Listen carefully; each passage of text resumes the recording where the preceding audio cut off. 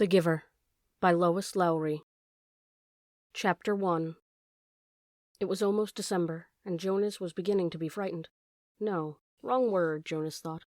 Frightened meant that deep, sickening feeling of something terrible about to happen.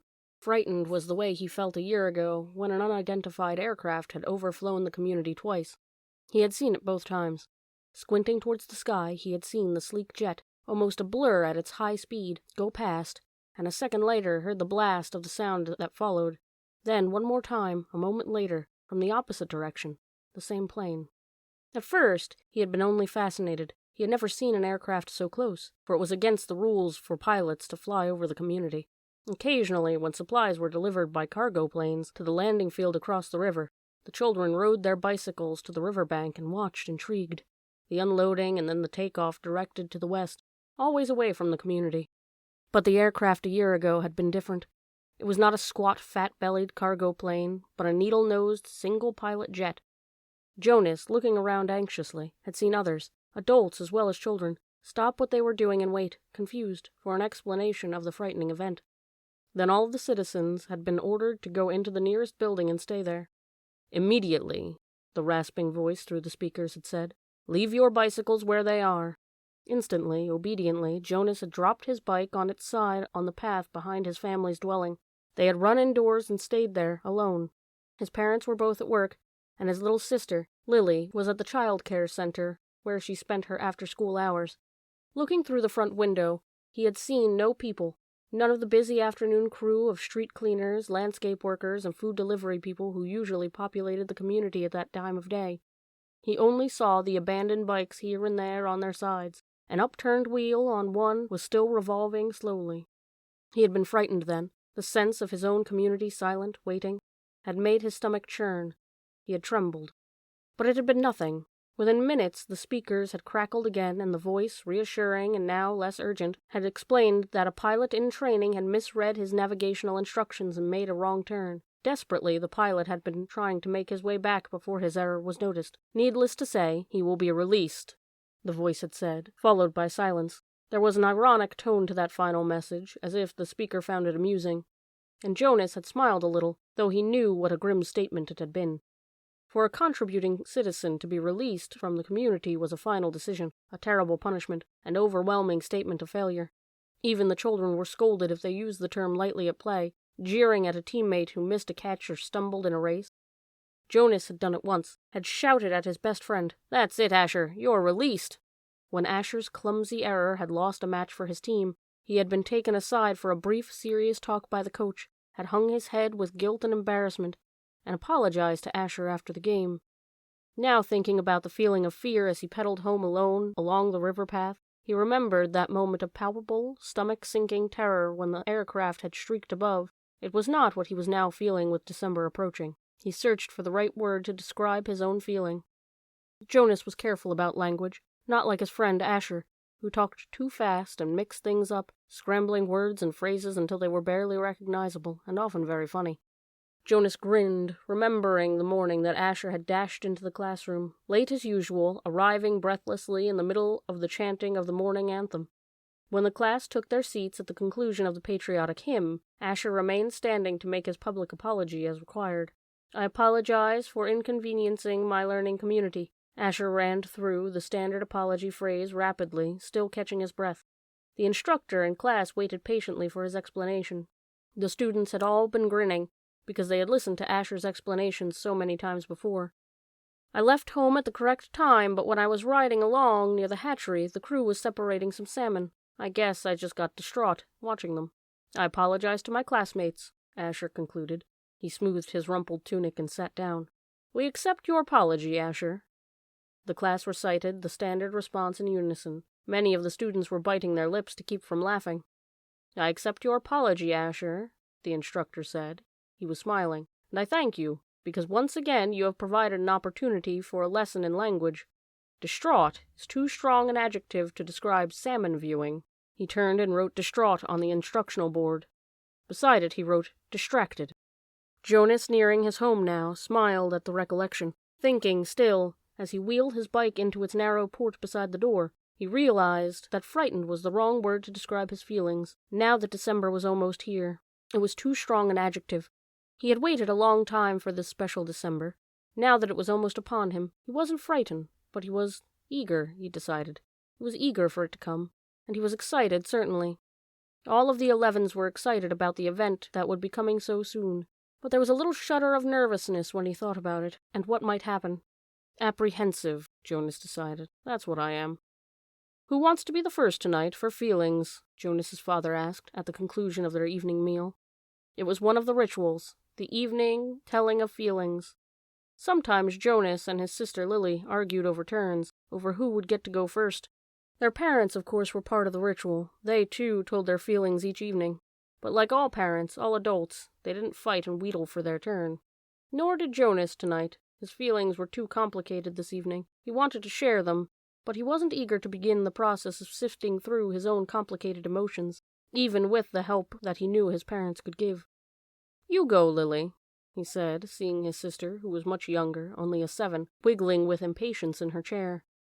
"I felt very angry this afternoon," Lily announced. "My child care group was at the play area, and we had a visiting group of 7s, and they didn't obey the rules at all. One of them, a male, I don't know his name, kept going right to the front of the line for the slide, even though the rest of us were all waiting. I felt so angry at him, I made my hand into a fist, like this." She held up a clenched fist, and the rest of the family smiled at her small, defiant gesture. "Why do you think the visitors don't obey the rules?" Mother asked. Lily considered and shook her head. "I don't know. They acted like... "Animals?" Jonas suggested. He laughed. "That's right," Lily said, laughing too. "Like animals." Neither child knew what that word meant, exactly, but it was often used to describe someone uneducated or clumsy, someone who didn't fit in. "Where were the visitors from?" Father asked. Lily frowned, trying to remember. "Our leader told us, when he made the welcome speech. But I can't remember. I guess I wasn't paying attention. It was from another community. They had to leave very early, and they had their midday meal on the bus." Mother nodded. "Do you think it's possible that their rules may be different, and so they simply didn't know what your play area rules were?" Lily shrugged and nodded. "I suppose." "You've visited other communities, haven't you?" Jonas asked. "My group has, often." Lily nodded again. "When we were 6s, we went and shared a whole school day with a group of 6s in their community." "How did you feel when you were there?" Lily frowned. "I felt strange, because their methods were different. They were learning usages that my group hadn't learned yet, so we felt stupid." Father was listening with interest. "I'm thinking, Lily," he said, "about the boy who didn't obey the rules today. Do you think it's possible that he felt strange and stupid, being in a new place with rules that he didn't know about?" Lily pondered that. "Yes," she said, finally. "I feel a little sorry for him," Jonas said, "even though I don't know him. I feel sorry for anyone who is in a place where he feels strange and stupid." "How do you feel now, Lily?" Father asked. "Still angry?" "I guess not," Lily decided. "I guess I feel a little sorry for him, and sorry I made a fist," she grinned. Jonas smiled back at his sister. Lily's feelings were always straightforward, fairly simple, usually easy to resolve.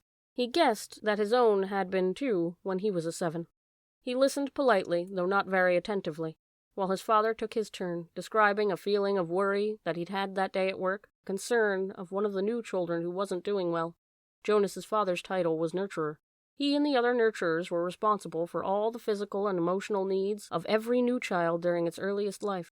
It was a very important job, Jonas knew, but it wasn't one that interested him much. "What gender is it?" Lily asked. "Male," Father said. "He's a sweet little male with a lovely disposition. But he isn't growing as fast as he should, and he doesn't sleep soundly. We have him in the extra care section for supplementary nurturing, but the committee is beginning to talk about releasing him." "Oh, no," Mother murmured sympathetically. "I know how sad that must make you feel." Jonas and Lily both nodded sympathetically as well. Release of new children was always sad, because they hadn't had the chance to enjoy life within the community yet, and they hadn't done anything wrong. There was only 2 occasions of release which were not punishment. Release of the elderly, which was a time of celebration of a life well and fully lived, and the release of a new child, which always brought a sense of what could we have done. This was especially troubling for the nurturers, like Father, who felt they had failed somehow, but it happened very rarely. "Well," Father said, "I'm going to keep trying. I might ask the committee for permission to bring him here at night, if you don't mind." You know what the night crew nurturers are like. I think this little guy needs something extra." "Of course," Mother said. And Jonas and Lily nodded. They had heard Father complain about the night crew before. It was a lesser job, night crew nurturing, assigned to those who lacked the interest or skills or insight for more vital jobs of the daytime hours. Most of the people on the night crew had not even been given spouses because they lacked, somehow, the essential capacity to connect to others, which was required for the creation of a family unit. "Maybe we could even keep him?" Lily suggested sweetly, trying to look innocent. The look was fake, Jonas knew. They all knew. "Lily," Mother reminded her, smiling, "you know the rules. 2 children, 1 male, 1 female, to each family unit. It was written very clearly in the rules." Lily giggled. "Well," she said, "I thought maybe just this once." Next, Mother, who held a prominent position in the Department of Justice, talked about her feelings. Today, a repeat offender had been brought before her, someone who had broken the rules before, someone who she hoped had been adequately and fairly punished, and who had been restored to his place, to his job, his home, his family unit. To see him brought before her a second time caused her overwhelming feelings of frustration and anger, and even guilt that she hadn't made a difference in his life. "I feel frightened, too, for him," she confessed. "You know there's no third chance. The rules say if there's a third transgression, he is simply to be released." Jonas shivered. He knew what happened. There was even a boy in his group of 11s whose father had been released years before. No one ever mentioned it. The disgrace was unspeakable. It was hard to imagine. Lily stood up and went to her mother. She stroked her mother's arm. From his place at the table, Father reached over and took her hand. Jonas reached for the other. One by one, they comforted her. Soon she smiled, thanked them, and murmured that she felt soothed. The ritual continued. "Jonas," Father asked, "you're last tonight?" Jonas sighed. This evening, he almost would have preferred to keep his feelings hidden, but it was, of course, against the rules. "I'm feeling apprehensive," he confessed, glad that the appropriate descriptive word had finally come to him. "Why is that, son?" His father looked concerned. "I know there's really nothing to worry about," Jonas explained, "and that every adult has been through it. I know you have, Father, and you too, Mother. But it's the ceremony that I'm apprehensive about. It's almost December." Lily looked up, her eyes wide. "The ceremony of 12, she whispered in an awed voice. Even the smallest children, Lily's age and younger, knew that it lay in the future for each of them. "I'm glad that you told us your feelings," Father said. "Lily," Mother said, beckoning to the little girl, "go on now and get into your night clothes. Father and I are going to stay here and talk to Jonas for a while." Lily sighed, but obediently she got down from her chair. "Privately?" she asked. Mother nodded. "Yes," she said. "This talk will be a private one with Jonas." Chapter 2. Jonas watched as his father poured a fresh cup of coffee. He waited. "You know," his father finally said, "every December was exciting to me when I was young, and it has been for you, Lily, too, I'm sure. Every December brings such changes." Jonas nodded. He could remember the Decembers back to when he had become, well, probably a 4. The earlier ones were lost to him. But he observed them each year, and he remembered Lily's earliest Decembers. He remembered when his family received Lily, the day she was named, the day she had become a 1. The ceremony of the 1s was always noisy and fun. Each December all the new children born in the previous year turned 1. One at a time, there were always 50 in each year's group, if none of them were released. They had been brought through the stage by the nurturers who had cared for them since birth. Some were already walking, wobbly, on their unsteady legs, others no more than a few days old, wrapped in blankets, held by their nurturers. "I enjoy the naming," Jonas said. His mother agreed, smiling. "The year we got Lily, we knew, of course, that we'd receive our female, because we'd made our application and been approved. But I'd been wondering and wondering what her name would be." "I could always have sneaked a look at the list prior to the ceremony," Father confided. "The committee always makes the list in advance, and it's right there in the office at the nurturing center. As a matter of fact," he went on, "I feel a little guilty about this, but I did go in this afternoon to look up to see if this year's naming list had been made yet, and it was right there in the office, and I looked up number 36. That's the little guy I've been concerned about, because it occurred to me that it might enhance his nurturing if I could call him by a name. Just privately, of course, when no one else is around." "Did you find it?" Jonas asked. He was fascinated. It didn't seem a terribly important rule, but the fact that his father had broken a rule at all awed him. He glanced at his mother, the one responsible for adherence to the rules, and was relieved that she was smiling. His father nodded. His name, if he makes it to the naming without being released, of course, is going to be Gabriel. So I whisper that to him when I feed him every 4 hours, during exercise and playtime, if no one can hear me. I call him Gabe, actually, he said, and grinned. Gabe, Jonas tried it out. A good name, he decided. Though Jonas had only become a 5 the year that they acquired Lily and learned her name. He remembered the excitement, the conversations at home, wondering about her, how she would look and who she would be, and how she would fit into their established family unit. He remembered climbing the steps to the stage with his parents, his father by his side that year instead of with the nurturers, since it was the year he would be given a new child of his own. He remembered his mother taking the new child, his sister, into her arms, while the document was read to the assembled family units. New child 23, the namer had read. Lily. He remembered his father's look of delight, and that his father had whispered, "She's one of my favorites. I was hoping for her to be the one." The crowd had clapped, and Jonas had grinned. He liked his sister's name. Lily, barely awake, had waved her small fist. Then they had stepped down to make room for the next family unit. When I was an 11, his father said now, as you are, Jonas, I was very impatient, waiting for the ceremony of 12. It's a long 2 days. I remember that I enjoyed the ones, as I always do, but I didn't pay much attention to the other ceremonies, except for my sister's. She became a 9 that year and got her bicycle. I've been teaching her to ride mine, even though technically I wasn't supposed to. Jonas laughed. It was one of the very few rules that was not taken very seriously, and was almost always broken. The children all received their bicycles at 9. They were not allowed to ride bicycles before then, but almost always the older brothers and sisters had secretly taught the younger ones.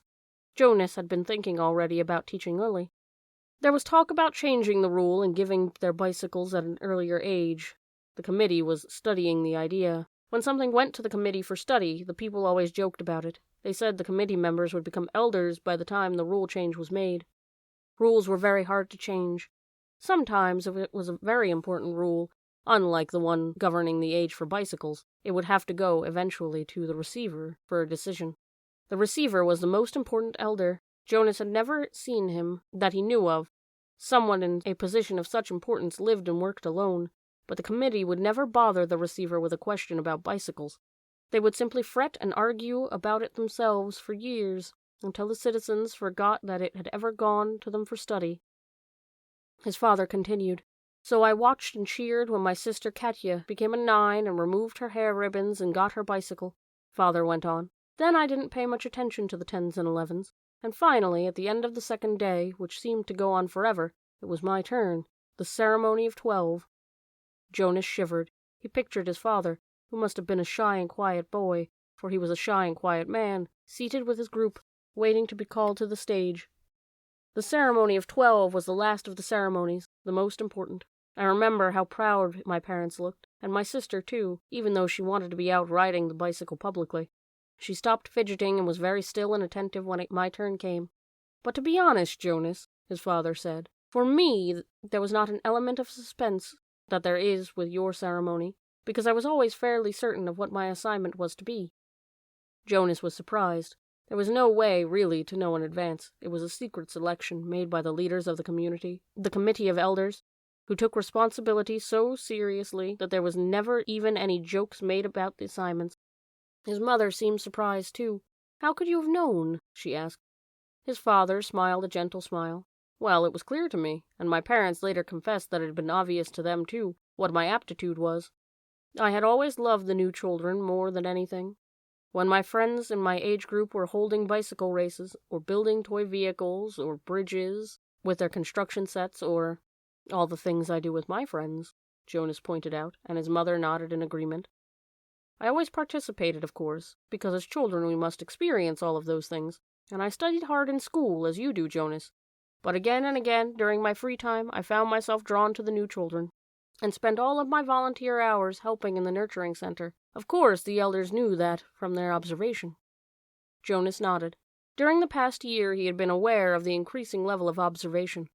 In school, at recreation time, and during volunteer hours, he had noticed the elders watching him and the other 11s. He had seen them taking notes. He knew, too, that the elders were meeting for long hours with all the instructors that he and the other 11s had had during their years of school. So I expected it, and I was pleased. but not at all surprised when my assignment was announced as nurturer, Father explained.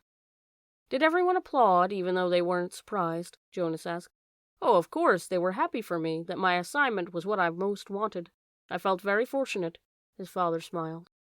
Were there any 11s disappointed your year? Jonas asked. Unlike his father, he had no idea what his assignment would be, but he knew that some would disappoint him. Though he respected his father's work, nurturer would not be his wish. He did not envy laborers at all. His father thought, No, I don't think so. Of course, the elders are so careful in their observations and selections. I think it's probably the most important job in our community, his mother commented. My friend Yoshiko was surprised by her selection as doctor, Father said, but she was thrilled. And let's see, there was Andre. I remember when we were boys, he wanted to do physical things. He spent all his recreation time he could with his construction set, and his volunteer hours were always on building sites. The elders knew that, of course.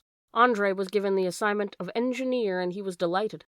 Andre later designed the bridge that crosses the river to the west of town, Jonas's mother said. It wasn't there when we were children. There are very rarely disappointments, Jonas. I don't think you need to worry about that, his father reassured him. And if there are, you know there's an appeal process. But they all laughed at that. An appeal went to the committee for study. I worry a little about Asher's assignment, Jonas confessed. Asher's such fun, but he doesn't really have any serious interests. He makes a game out of everything. His father chuckled. You know, he said, I remember when Asher was a new child at the nurturing center. Before he was named, he never cried. He giggled and laughed at everything. All of us on the staff enjoyed nurturing Asher. The elders know Asher, his mother said. They'll find exactly the right assignment for him. I don't think you need to worry about him. But Jonas, let me warn you about something that may not have occurred to you. I know I didn't think about it until after my ceremony of 12. What's that? Well, it's the last of the ceremonies, as you know. After 12, age isn't important. Most of us even lose track of how old we are as time passes, though the information is in the Hall of Open Records, and we could go to look it up if we wanted to. What's important is the preparation for adult life and the training you'll receive in your assignment. I know that, Jonas said. Everyone knows that. But it means, his mother went on, that you'll move into a new group, and each of your friends will. You'll no longer be spending your time with your group of 11s. After the ceremony of 12, you'll be with your assignment group, with those in training. No more volunteer hours, no more recreation hours, so your friends will no longer be as close. Jonas shook his head. Asher and I will always be friends, he said firmly, and there will still be school. That's true, his father agreed, but what your mother said is true as well. There will be changes. Good changes, though, his mother pointed out. After my ceremony of 12, I missed my childhood recreation. But when I entered my training for law and justice, I found myself with people who shared my interests. I made friends on a new level, friends of all ages. Do you still play at all after 12? Jonas asked. Occasionally, his mother replied, but it didn't seem as important to me. I did, his father said, laughing. I still do, every day at the nurturing center. I play bounce on the knee and peek-a-boo and hug the teddy. He reached over and stroked Jonas's neatly trimmed hair. Fun doesn't end when you become 12. Lily appeared, wearing her nightclothes, in the doorway. She gave an impatient sigh. This is certainly a very long, private conversation, she said, and there are certain people waiting for their comfort object. Lily, her mother said fondly, you're very close to being an 8, and when you're an 8, your comfort object will be taken away. It will be recycled to the younger children. You should be starting to go off to sleep without it.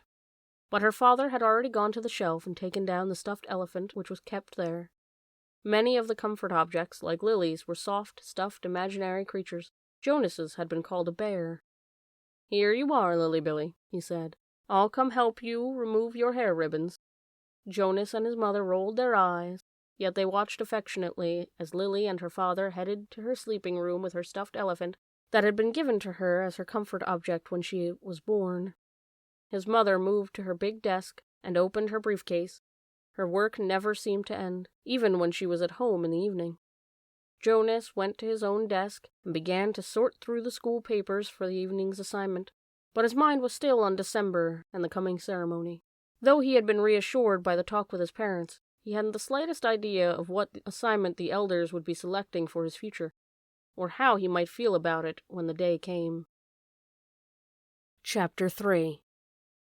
Oh, look, Lily squealed in delight. Isn't he cute? Look how tiny he is. And he has funny eyes like yours, Jonas.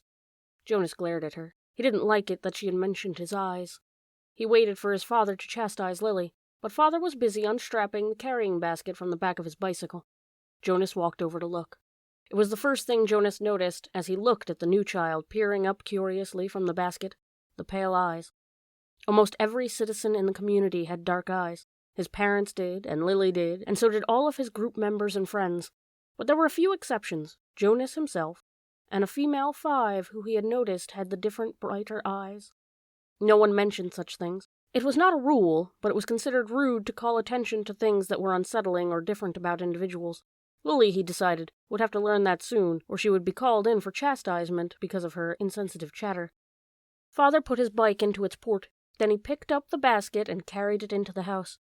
Lily followed behind, but she glanced back over her shoulder at Jonas and teased, "Maybe he had the same birth mother as you." Jonas shrugged. He followed them inside. But he had been startled by the new child's eyes. Mirrors were rare in the community. They weren't forbidden, but there was no real need for them. And Jonas had simply never bothered to look at himself very often, even when he found himself in a location where a mirror existed. Now, seeing the new child and its expression, he was reminded that the light eyes were not only a rarity, but gave the one who had them a certain look. What was it? Depth, he decided. As if one were looking into a clear water of the river, down to the bottom, where things might lurk which hadn't been discovered yet. He felt self-conscious, realizing that he, too, had that look. He went to his desk, pretending not to be interested in the new child.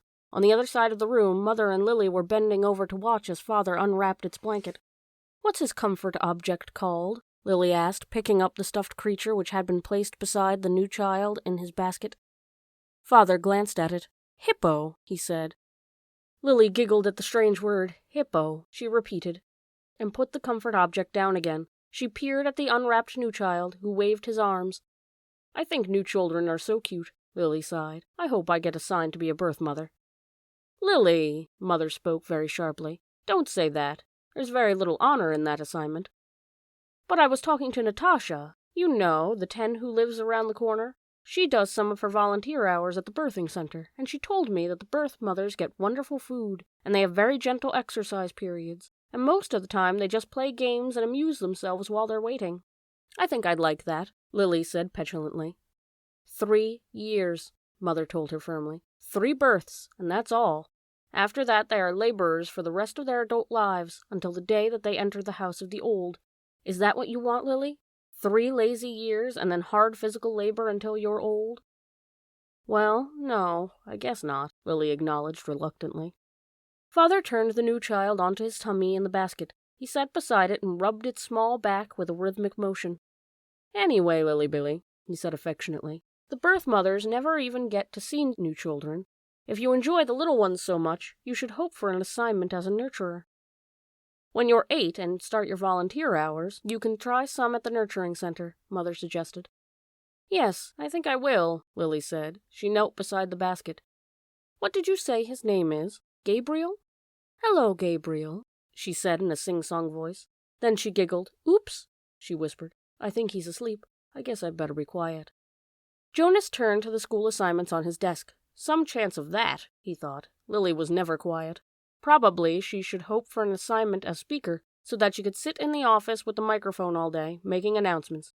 He laughed silently to himself, picturing his sister droning on in the self-important voice that all the speakers seemed to develop, saying things like, "Attention! This is a reminder to females under 9 that hair ribbons are to be neatly tied at all times." He turned toward Lily and noticed to his satisfaction that her hair ribbons were, as usual, undone and dangling. There would be an announcement like that quite soon, he felt certain, and it would be directed mainly at Lily, though her name, of course, would not be mentioned. Everyone would know. Everyone had known, he remembered with humiliation from the announcement. "Attention! This is a reminder to all male 11s that objects are not to be removed from the recreation area and that snacks are to be eaten, not hoarded," had been specifically directed at him the day last month that he had taken an apple home.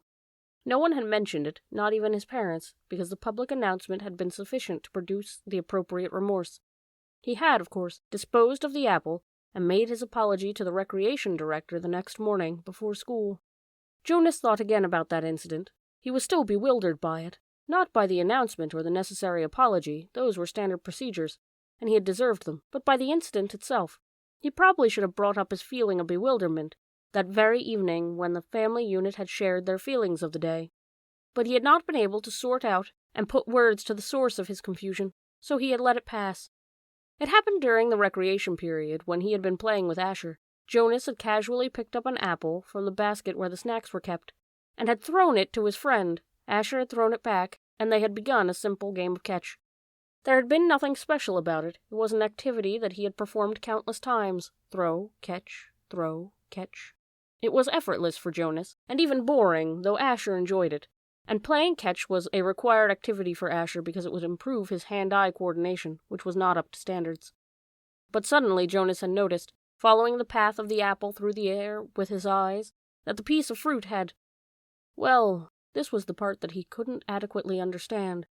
The apple had changed, just for an instant. It had changed in mid-air, he remembered. Then it was in his hand, and he looked at it carefully, but it was the same apple, unchanged. The same size and shape, perfect sphere, the same nondescript shade, about the same shade as his own tunic. There was absolutely nothing remarkable about that apple. He had tossed it back and forth between his hands a few times, then thrown it again to Asher, and again in the air, for only an instant. It had changed.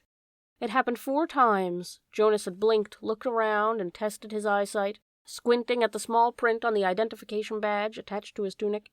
He read his name quite clearly. He could also see Asher at the other end of the throwing area, and he had had no problem catching the apple. Jonas had been completely mystified. "Ash," he had called, "does anything seem strange to you about the apple?" "Yes," Asher called back, laughing. "It jumps out of my hand onto the ground."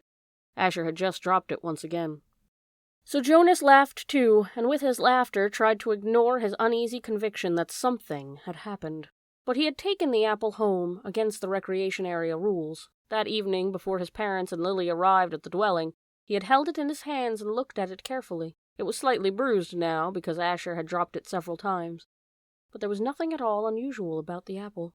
He had held a magnifying glass to it. He had tossed it around several times across the room, watching, and then it rolled around and around on his desktop, waiting for the thing to happen again. But it hadn't.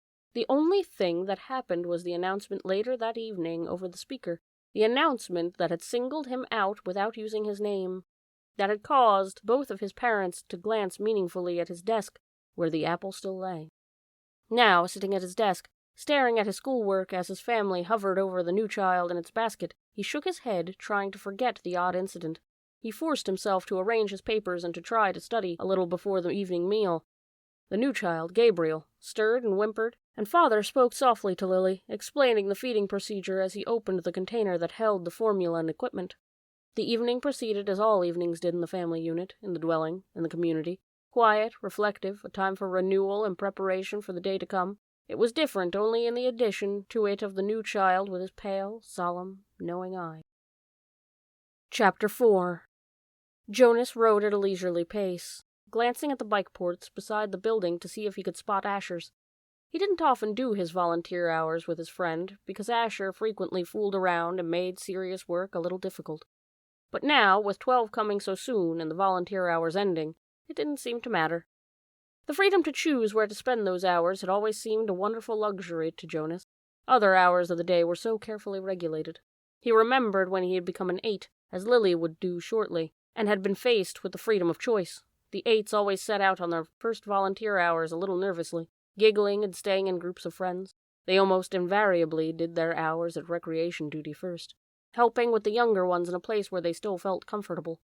But with guidance, as they developed self-confidence and maturity, they moved on to other jobs, gravitating towards those that would suit their own interests and skills.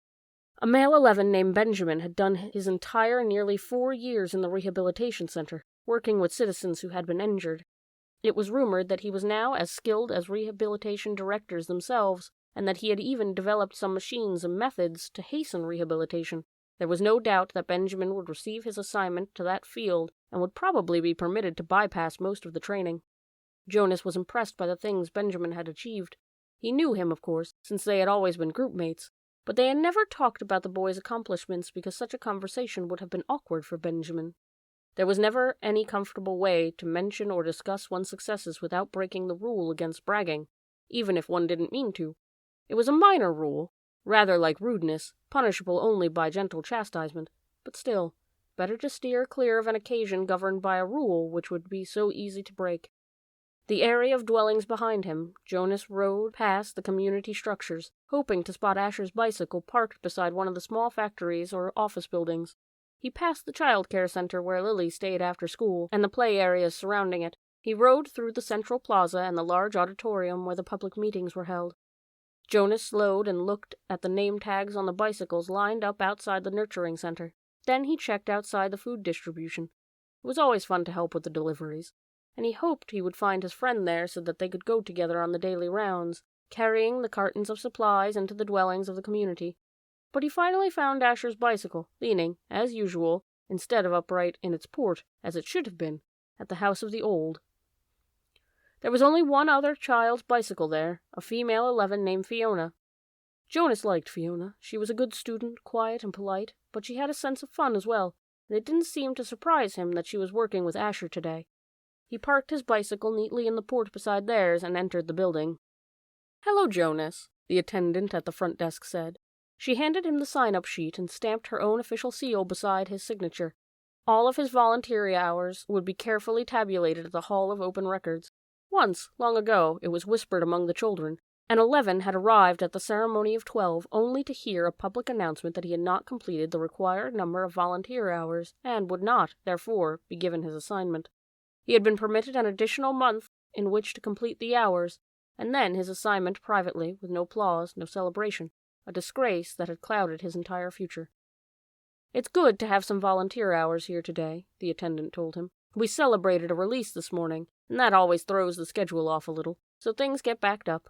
She looked at the printed sheet. "Let's see. Asher and Fiona are helping in the bathing room. Why don't you join them there? You know where it is, don't you?"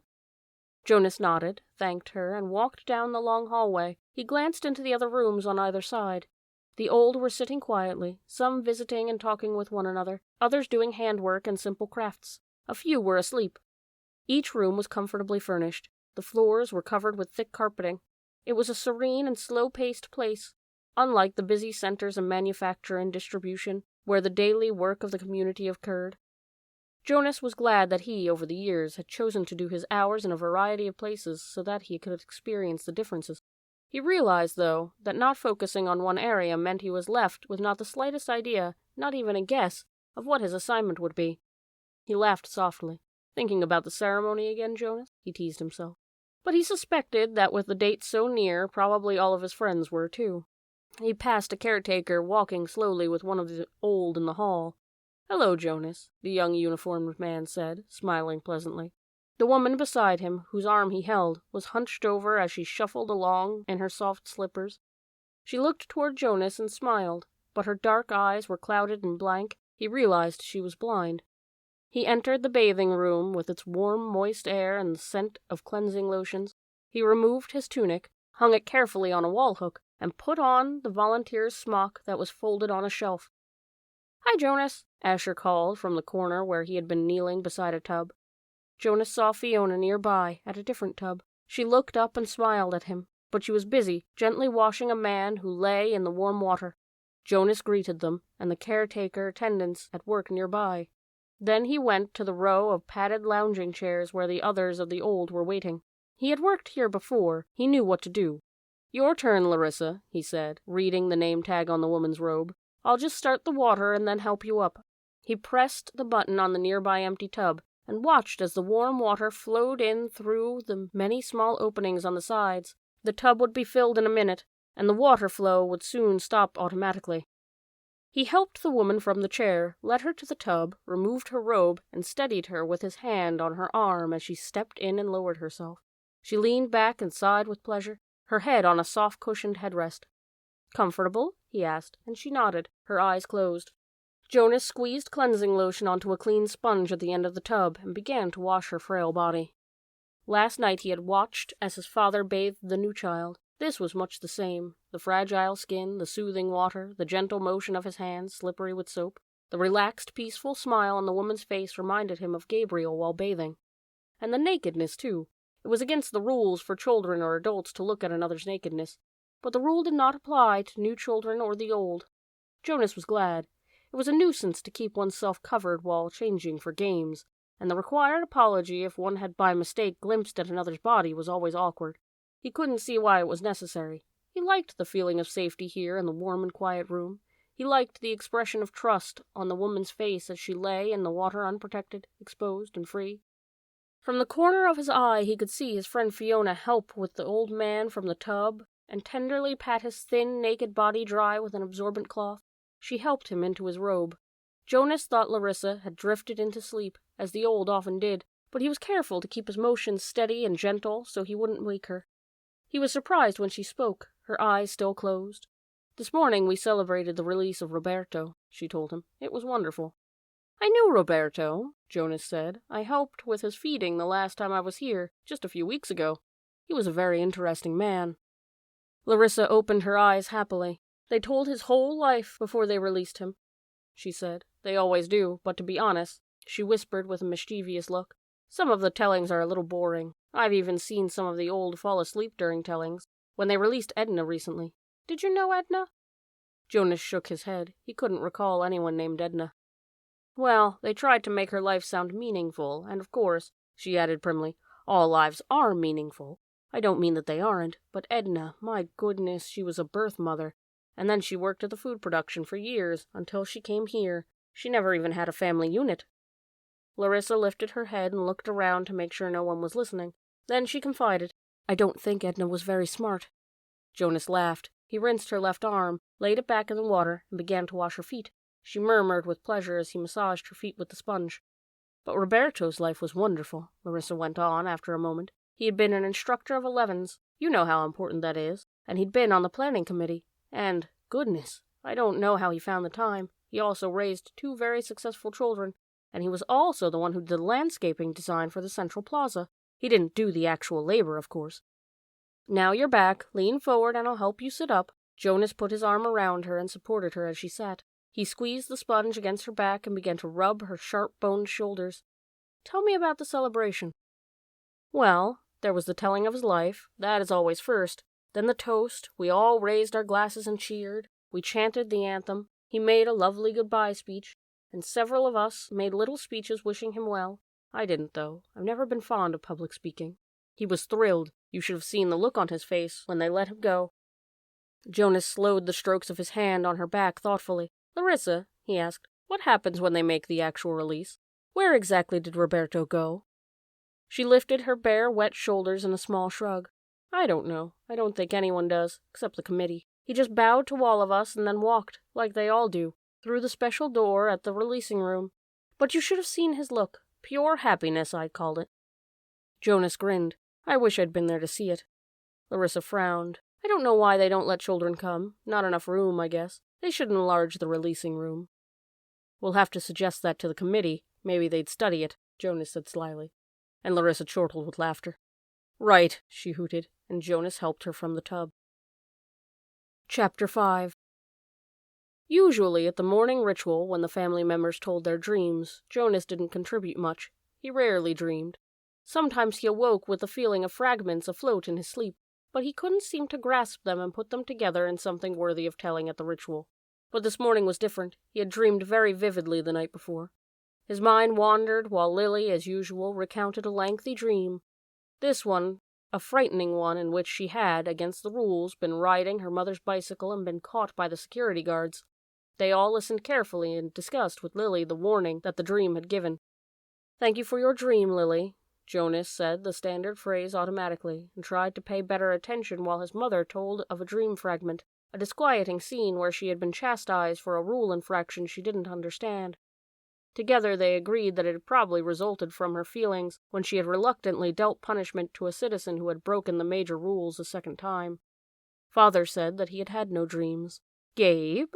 Father asked, looking down at the basket where the new child lay gurgling after his feeding, ready to be taken back to the nurturing center for the day. They all laughed. Dream-telling began with 3s. If new children dreamed, no one knew. "Jonas?" Mother asked. They always asked, though they knew how rarely Jonas had a dream to tell. I did have a dream last night, Jonas told them. He shifted in his chair, frowning. Good, Father said. Tell us. The details aren't clear, really, Jonas explained, trying to recreate the odd dream in his mind. I think I was in the bathing room at the House of the Old. That's where you were yesterday, Father pointed out. Jonas nodded. But it wasn't really the same. There was a tub in the dream, but only one, and the real bathing room has rows and rows of them. But the room in the dream was warm and damp, and I had taken off my tunic and hadn't put on the smock, so my chest was bare. I was perspiring because it was so warm. And Fiona was there, the way she was yesterday. Asher too? Mother asked. Jonas shook his head. No, it was only me and Fiona, alone in the room, standing beside the tub. She was laughing, but I wasn't. I was almost a little angry at her in the dream, because she wasn't taking me seriously. Seriously about what? Lily asked. Jonas looked at his plate. For some reason he didn't understand. He felt slightly embarrassed. Think I was trying to convince her that she should get into the tub of water. He paused. He knew that he had to tell it all, that it was not only all right, but necessary to tell all of a dream. So he forced himself to relate the part that made him uneasy. I wanted her to take off her clothes and get into the tub, he explained quickly. I wanted to bathe her. I had the sponge in my hand, but she wouldn't. She kept laughing and saying no. He looked up at his parents. That's all, he said. Can you describe the strongest feeling in your dream, son? Father asked. Jonas thought about it. The details were murky and vague, but the feelings were clear and flooded him again now as he thought. The wanting, he said. I knew that she wouldn't, and I think I knew that she shouldn't, but I wanted it so terribly. I could feel the wanting all through me. Thank you for your dream, Jonas, Mother said after a moment. She glanced at Father. Lily, Father said, it's time to leave for school. Would you walk beside me this morning and keep an eye on the new child's basket? We want to be certain he doesn't wiggle himself loose. Jonas began to rise to collect his school books. He thought it surprising that they hadn't talked about his dream at length before the thank you. Perhaps they found it as confusing as he had. Wait, Jonas, Mother said gently. I'll write an apology to your instructor so that you won't have to speak for being late. He sank down into his chair, puzzled. He waved to Father and Lily as they left the dwelling, carrying Gabe in the basket. He watched while Mother tidied the remains of the morning meal and placed the tray by the front door for the collection crew.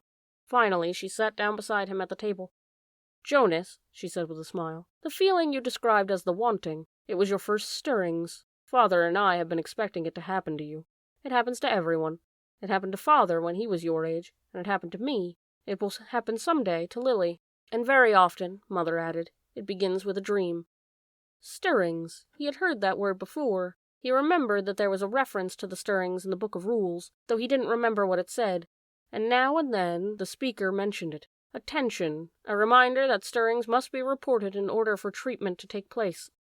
He'd always ignored the announcement because he didn't understand it, and it never seemed to apply to him anyway. He ignored it, as most citizens did. Many of the commands and reminders read by the speaker. Do I have to report it? He asked his mother. She laughed. You did, in the dream-telling. That's enough.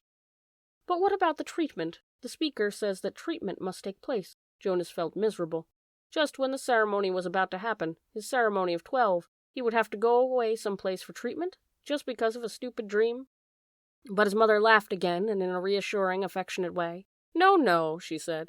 It's just the pills. You're ready for the pills, that's all. That's the treatment for stirrings. Jonas brightened. He knew about the pills. His parents both took them each morning, and some of their friends did, he knew. Once he had been heading off to school with Asher, both of them on their bikes, when Asher's family had called from their dwelling doorway. You forgot your pill, Asher. Asher had groaned good-naturedly, turned his bike, and ridden back while Jonas waited. It was a sort of thing one didn't ask a friend about, because it might have fallen into that uncomfortable category of being different. Asher took a pill each morning, Jonas did not. Always better, less rude, to talk about things that were the same. Now he swallowed the small pill that his mother handed him. That's all? He asked. That's all, she replied, returning the bottle to the cupboard. You mustn't forget. I'll remind you for the first few weeks, then you must do it on your own. If you forget, the stirrings will come back. The dreams of stirrings will come back. Sometimes the dosage must be adjusted. Asher takes them, Jonas confided. His mother nodded, unsurprised. Many of your group mates probably do, the males at least, and they all will soon, females too. How long will I have to take them? Until you enter the House of the Old, she explained, all of your adult life, but it becomes routine. After a while, you won't even pay much attention to it. She looked at her watch. "If you leave now, you won't even be late for school. Hurry along. And thank you again, Jonas," she added, as she went to the door, "for your dream." Pedaling rapidly down the path, Jonas felt oddly proud to have joined those who took the pills. For a moment, though, he remembered the dream again. The dream had felt pleasurable, though the feelings were confused. He thought he had liked the feelings that his mother had called stirrings. He remembered that upon waking, he had wanted to feel the stirrings again.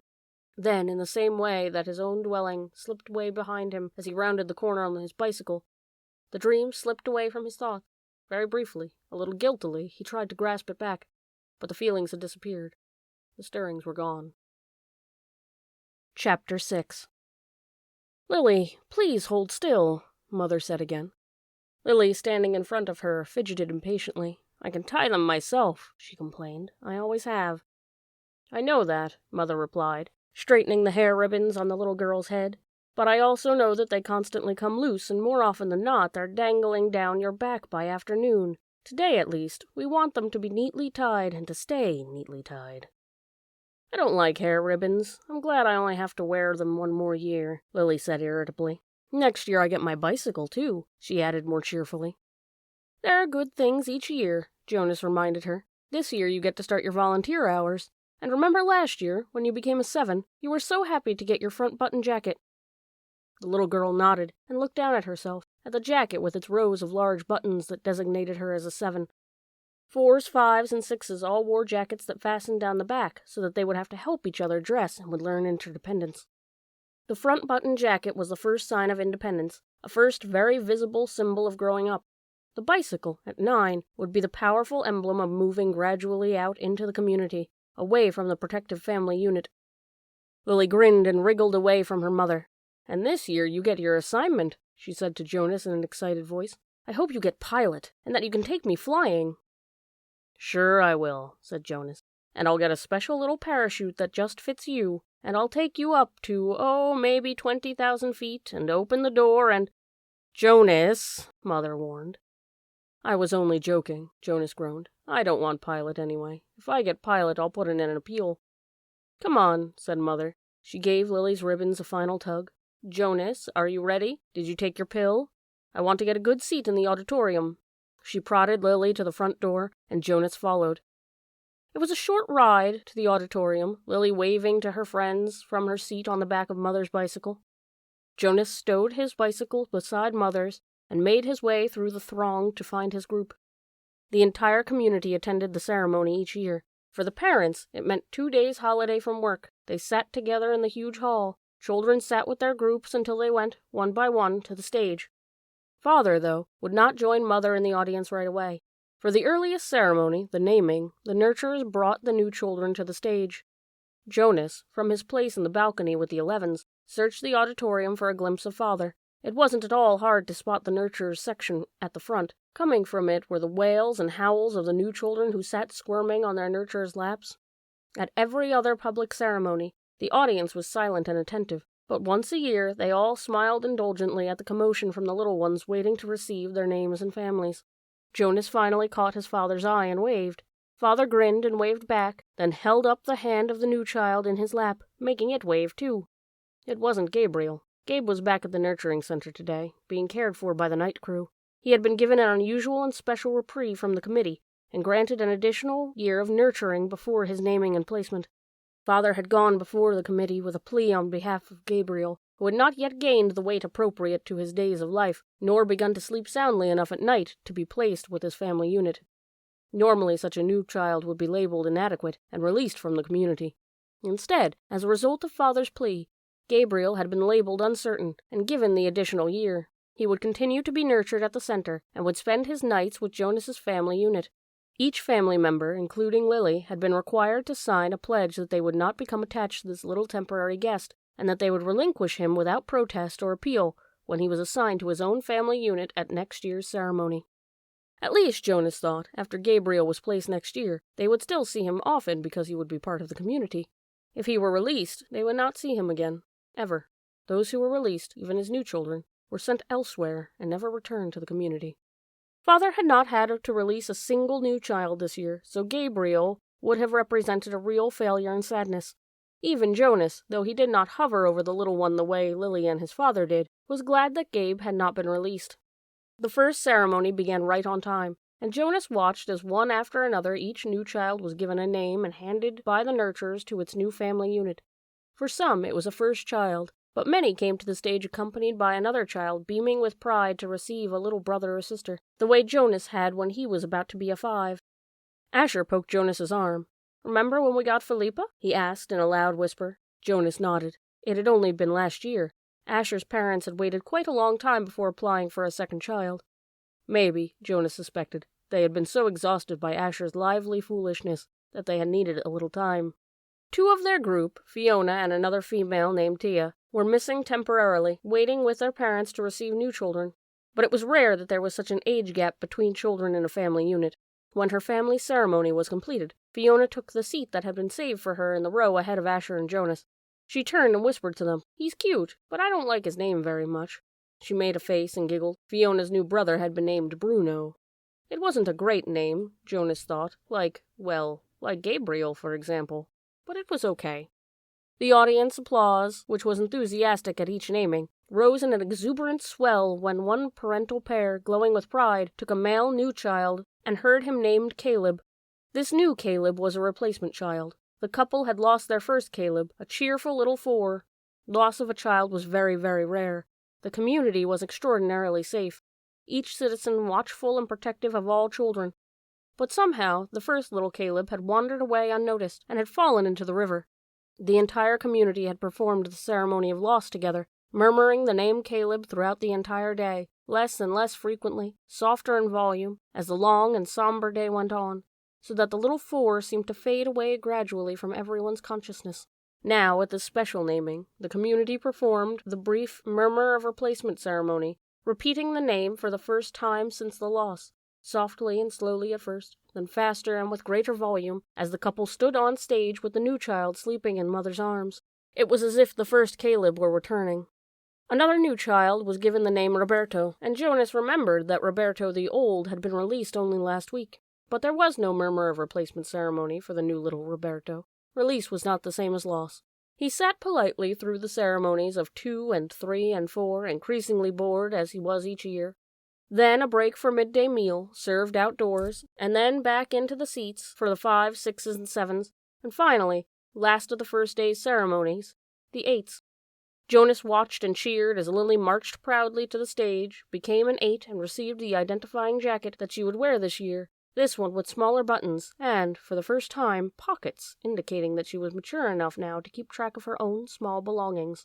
She stood solemnly listening to the speech of firm instructions on the responsibilities of 8 and doing volunteer hours for the first time, but Jonas could see that Lily, though she seemed attentive, was looking longingly at the row of gleaming bicycles which would be presented tomorrow morning to the 9s. Next year, Lily-Billy, Jonas thought. It was an exhausting day, and even Gabriel, retrieved in his basket from the nurturing center, slept soundly that night.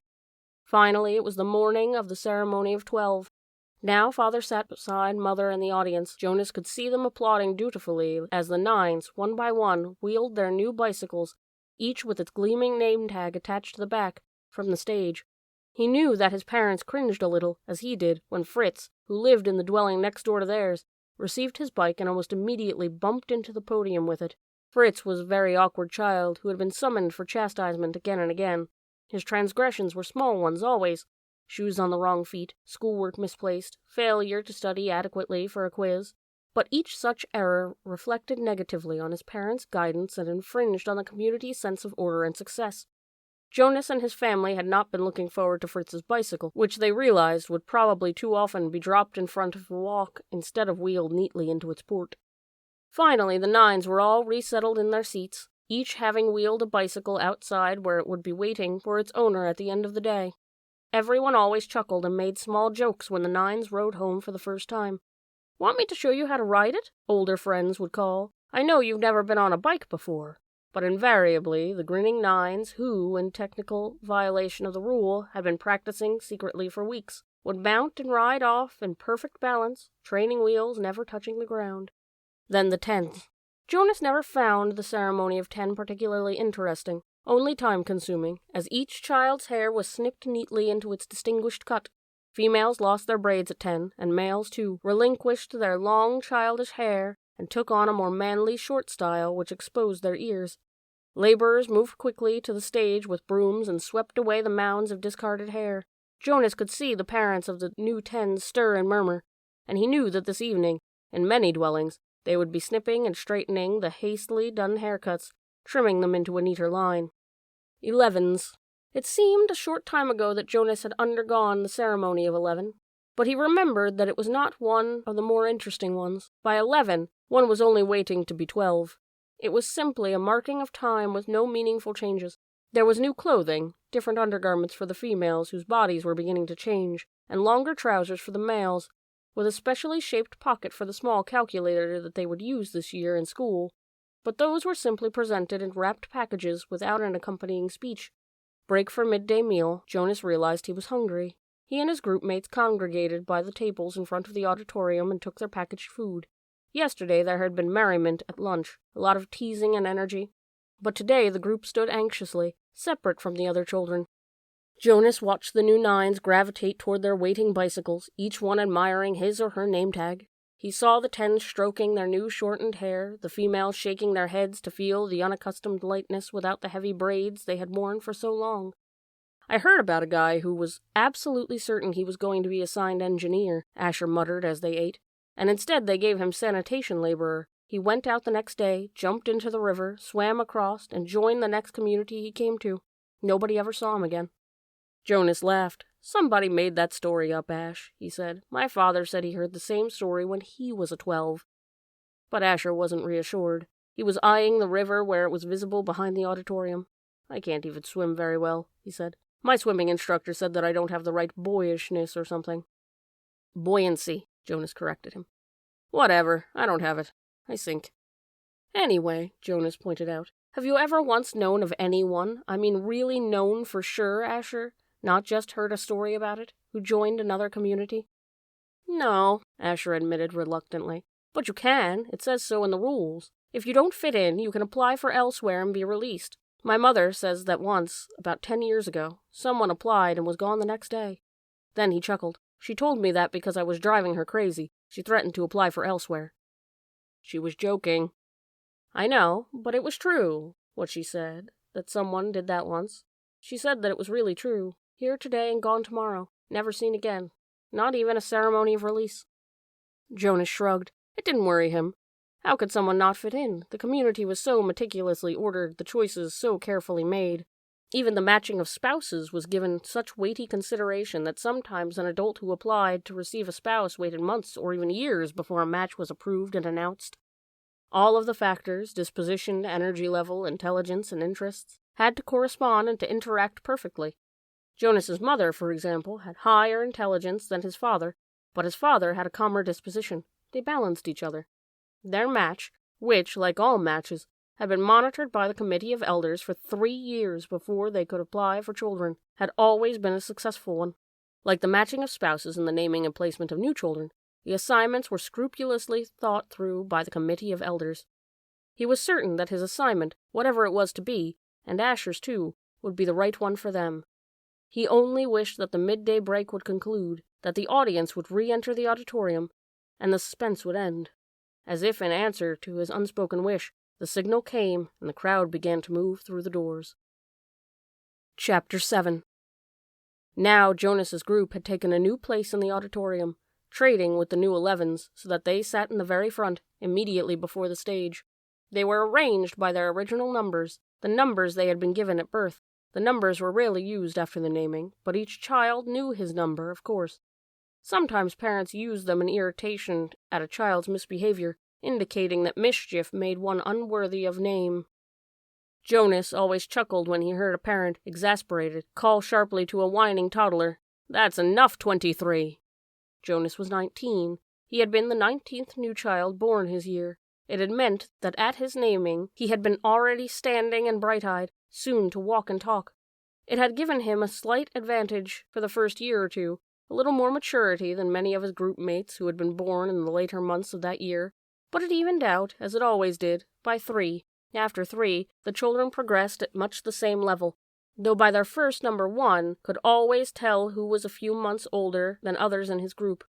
Technically, Jonas's full number was 1119, since there were other 19s, of course, in his age group. And today, now that the new 11s had been advanced this morning, there were 2 1119s. At the midday break, he had exchanged smiles with the new one, a shy female named Harriet, but the duplication was only for these few hours. Very soon he would not be an 11, but a 12, and age would no longer matter. He would be an adult, like his parents, though a new one and still untrained. Asher was 4, and now sat in the row ahead of Jonas. He would receive his assignment 4th. Fiona, 18, was on his left, and on his other side sat 20, a male named Pierre, whom Jonas didn't like much. Pierre was very serious, not much fun, and a worrier and tattletale, too. "Have you checked the rules, Jonas?" Pierre was always whispering solemnly. "I'm not sure that it's within the rules." Usually it was some foolish thing that nobody cared about. Opening his tunic if it was a day with a breeze. Taking a brief try on a friend's bicycle just to experience the different feel of it. The initial speech at the ceremony of 12 was made by the chief elder, the leader of the community who was elected every 10 years. The speech was much the same every year, recollection of the time of childhood and the period of preparation, the coming responsibilities of adult life, the profound importance of the assignment, the seriousness of training to come. Then the chief elder moved ahead in her speech. "This is the time," she began, looking directly at them, "when we acknowledge differences. You 11s have spent all your years till now learning to fit in, to standardize your behavior, to curb any impulse that might set you apart from the group. But today we honor your differences. They have determined your futures." She began to describe this year's group and its variety of personalities, though she singled no one out by name. She mentioned that there was one who had singular skills at caretaking, another who loved new children, one with an unusual scientific aptitude, and a 4th for whom physical labor was an obvious pleasure. Jonas shifted in his seat, trying to recognize each reference as one of his group mates.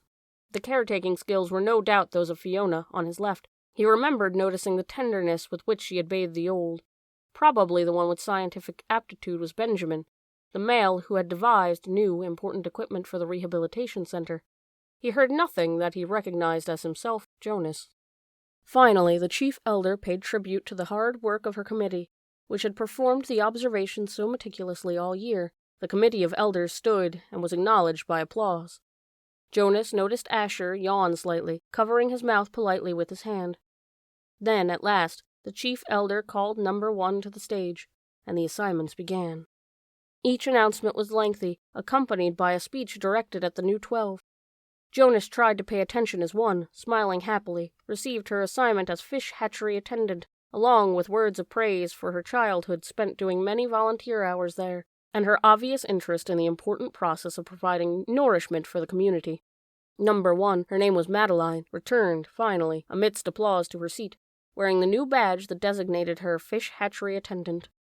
Jonas was certainly glad that that assignment was taken. He wouldn't have wanted it, but he gave Madeline a smile of congratulation. When 2, a female named Inger, received her assignment as birth mother, Jonas remembered that his mother had called it a job without honor, but he thought that the committee had chosen well. Inger was a nice girl, though somewhat lazy, and her body was strong. She would enjoy the 3 years of being pampered that would follow her brief training. She would give birth easily and well, and the task of labor that would follow would use her strength, keep her healthy, and impose self-discipline. Inger was smiling when she resumed her seat. Birth mother was an important job, if lacking in prestige. Jonas noticed that Asher looked nervous. He kept turning his head and glancing back at Jonas until the group leader had to give him a silent chastisement, a motion to sit still and face forward. 3, Isaac, was given an assignment of instructor of 6s, which obviously pleased him and was well deserved. Now there were 3 assignments gone, none of them ones that Jonas would have liked. Not that he would have been a birth mother anyway, he realized with amusement. He tried to sort through the list in his mind, the possible assignments that remained, but there were so many he gave it up. And anyway, now it was Asher's turn. He paid strict attention as his friend went to the stage and stood self-consciously beside the chief elder. "All of us in the community know and enjoy Asher," the chief elder began. Asher grinned and scratched one leg with the other foot. The audience chuckled softly. When the committee began to consider Asher's assignment, she went on, there were some possibilities that were immediately discarded, some that would clearly not have been right for Asher. For example, she said, smiling, we did not consider for an instant designating Asher an instructor of threes. The audience howled with laughter. Asher laughed too, looking sheepishly but pleased at the special attention. The instructor of threes were in charge of acquisition of correct language. In fact, the chief elder continued, chuckling a little herself, we even gave a little thought to some retroactive chastisement for the one who had been Asher's instructor of threes so long ago. At the meeting where Asher was discussed, we retold many stories that we all remembered from his days of language acquisition. Especially, she said, chuckling, the difference between snack and smack. Remember, Asher? Asher nodded ruefully, and the audience laughed aloud. Jonas did too. He remembered, though he had only been a 3 at the time himself. The punishment used for small children was a regulated system of smacks with a discipline wand, a thin, flexible weapon that stung painfully when it was wielded. The child care specialists were trained very carefully in the discipline methods. A quick smack across the hands for a bit of minor misbehavior, 3 sharper smacks on the bare legs for a second offense. Poor Asher, who always talked too fast and mixed up words, even as a toddler, as a 3, eager for his juice and crackers at snack time, he one day said smack instead of snack as he stood waiting in line for the morning treat. Jonas remembered it clearly. He could still see little Asher, wiggling with impatience in the line. He remembered the cheerful voice call out, I want my smack. The other 3s, including Jonas, had laughed nervously. Snack, they corrected. You meant snack, Asher. But the mistake had been made, and precision of language was one of the most important tasks of small children. Asher had asked for a smack. The discipline wand, in the hand of the child care worker, whistled as it came across Asher's hands. Asher whimpered, cringed, and corrected himself instantly. Snack, he whispered. But the next morning he had done it again, and again for the following week. He couldn't seem to stop, though each lapse of the discipline wand came again, escalating to a series of painful lashes that left marks on Asher's legs. Eventually, for a period of time, Asher stopped talking altogether when he was a 3. For a while, the chief elder said, relating the story, we had a silent Asher, but he learned. She turned to him with a smile. When he began to talk again, it was with greater precision, and now his lapses are very few. His corrections and apologies are very prompt, and his good humor is unfailing. The audience murmured in agreement. Asher's cheerful disposition was well known throughout the community. Asher, she lifted her voice to make the announcement official, we have given you the assignment of Assistant Director of Recreation. She clipped on his new badge as he stood beside her, beaming. Then he turned and left the stage as the audience cheered. When he had taken his seat again, the chief elder looked down at him and said the words that she had now said 4 times, and would say to each new 12. Somehow it gave a special meaning for each of them. Asher, she said, thank you for your childhood. The assignments continued, and Jonas watched and listened, relieved now by the wonderful assignment his best friend had been given, but he was more and more apprehensive as his own approached. Now the new 12s in the row ahead had all received their badges. They were fingering them as they sat, and Jonas knew that each one was thinking about the training that lay ahead. For some, one studious male had been selected as doctor, a female as engineer, and another as law and justice. It would be years of hard work and study. Others, like laborers and birth mothers, would have a much shorter training period. 18, Fiona, on his left, was called. Jonas knew that she must be very nervous, but Fiona was a calm female. She had been sitting quietly, serenely, throughout the ceremony. Even the applause, though enthusiastic, seemed serene when Fiona was given the important assignment of caretaker of the old. It was perfect for such a sensitive, gentle girl, and her smile was satisfied and pleased as she took her seat beside him again. Jonas prepared himself to walk to the stage. When the applause ended and the chief elder picked up the next folder and looked down at the group to call forward the next new 12, he was calm now that his turn had come. He took a deep breath and smoothed his hair with his hand. 20, he heard her voice say clearly. Pierre. She skipped me? Jonas thought, stunned. Had he heard wrong? No, there was a sudden hush in the crowd, and he knew the entire community realized that the chief elder had moved from 18 to 20, leaving a gap. On his right, Pierre, with a startled look, rose from his seat and moved to the stage.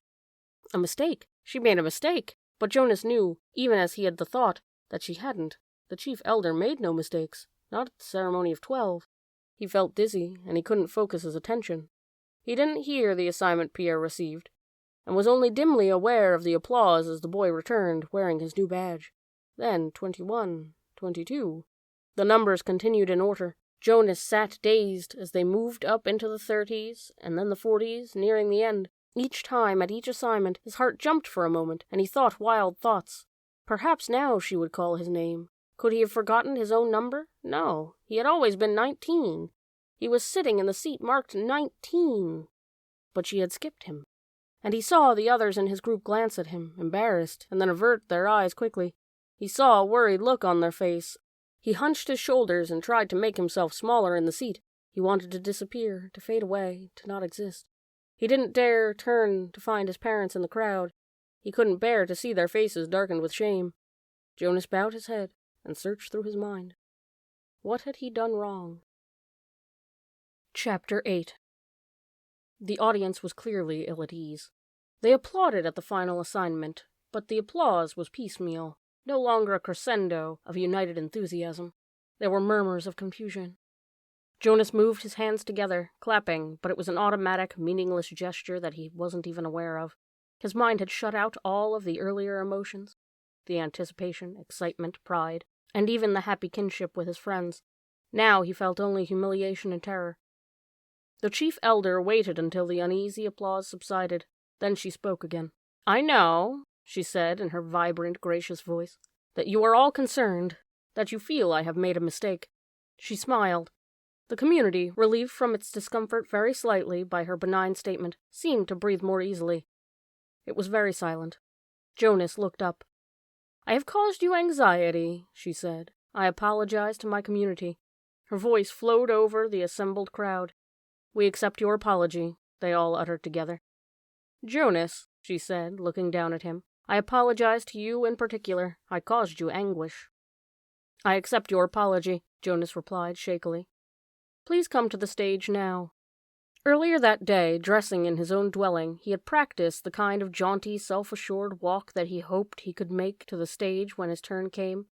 All of that was forgotten now. He simply willed himself to stand, to move his feet that felt weighted and clumsy, to go forward, up the steps and across the platform until he stood at her side. Reassuringly, she placed her arm across his tense shoulders.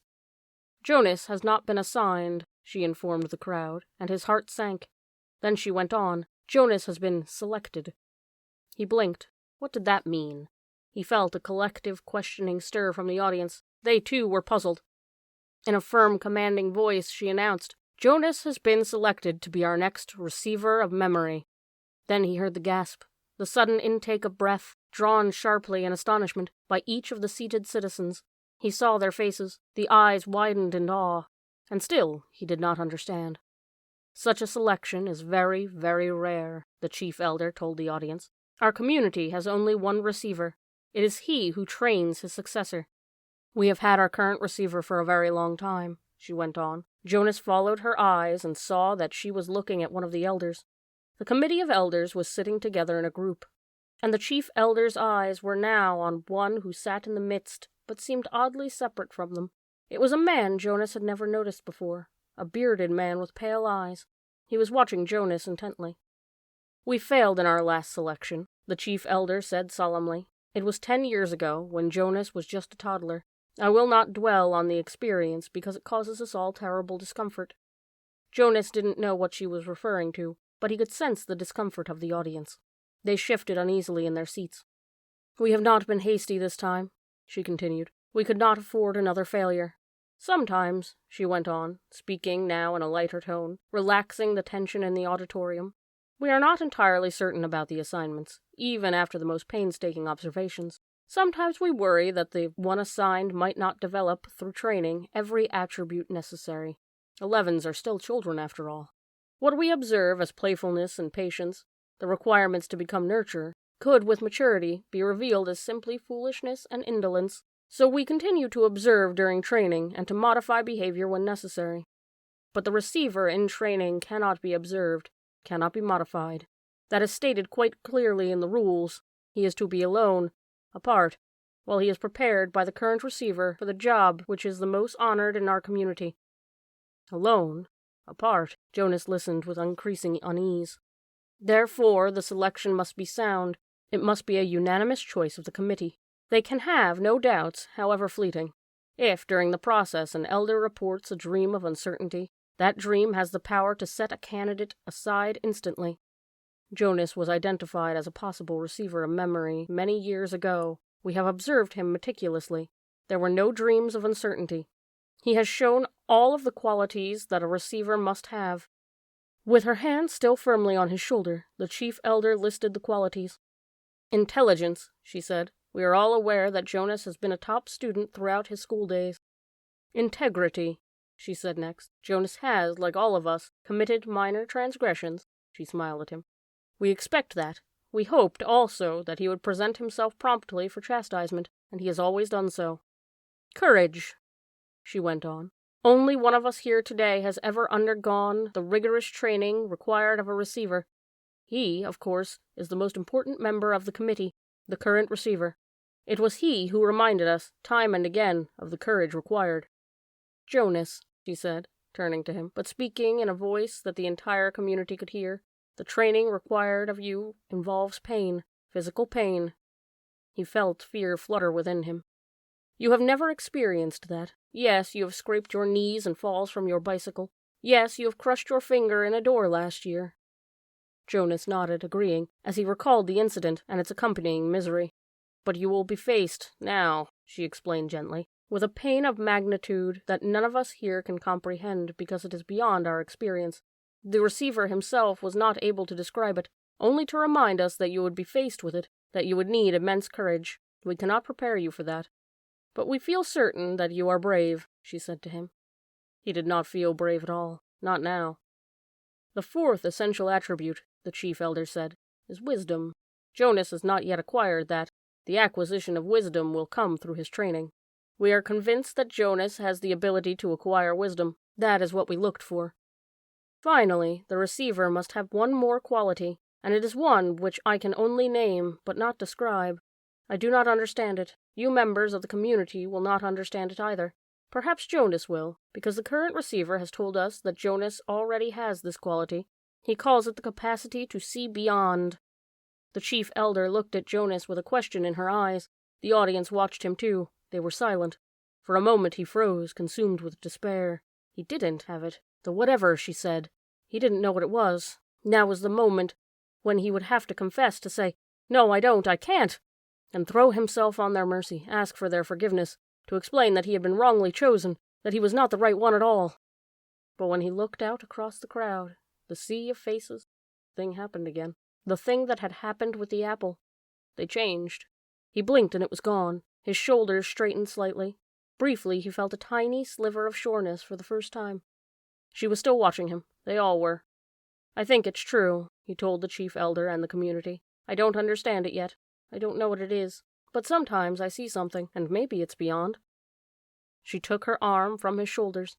Jonas, she said, speaking not to him alone, but to the entire community of which he was a part, you will be trained to be our next receiver of memory. We thank you for your childhood.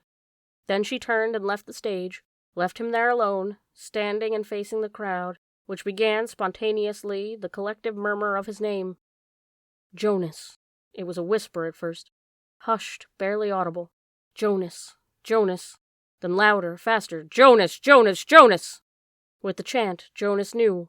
The community was accepting him in his new role, giving him life, the way they had given it to the new child Caleb. His heart swelled with gratitude and pride, but at the same time, he was filled with fear. He did not know what this selection meant. He did not know what he was to become, or what would become of him. Chapter 9. Now, for the first time in his 12 years of life, Jonas felt separate, different. He remembered what the chief elder had said, that his training would be alone and apart. But his training had not yet begun, and already, upon leaving the auditorium, he felt the apartness. Holding the folder she had given him, he made his way through the throng, looking for his family unit and for Asher. People moved aside for him. They watched him. He thought he could hear whispers. "Ash," he called, spotting his friend near a row of bicycles. "Ride back with me?" "Sure," Asher smiled, his usual smile, friendly and familiar. But Jonas felt a moment of hesitation from his friend, and uncertainty.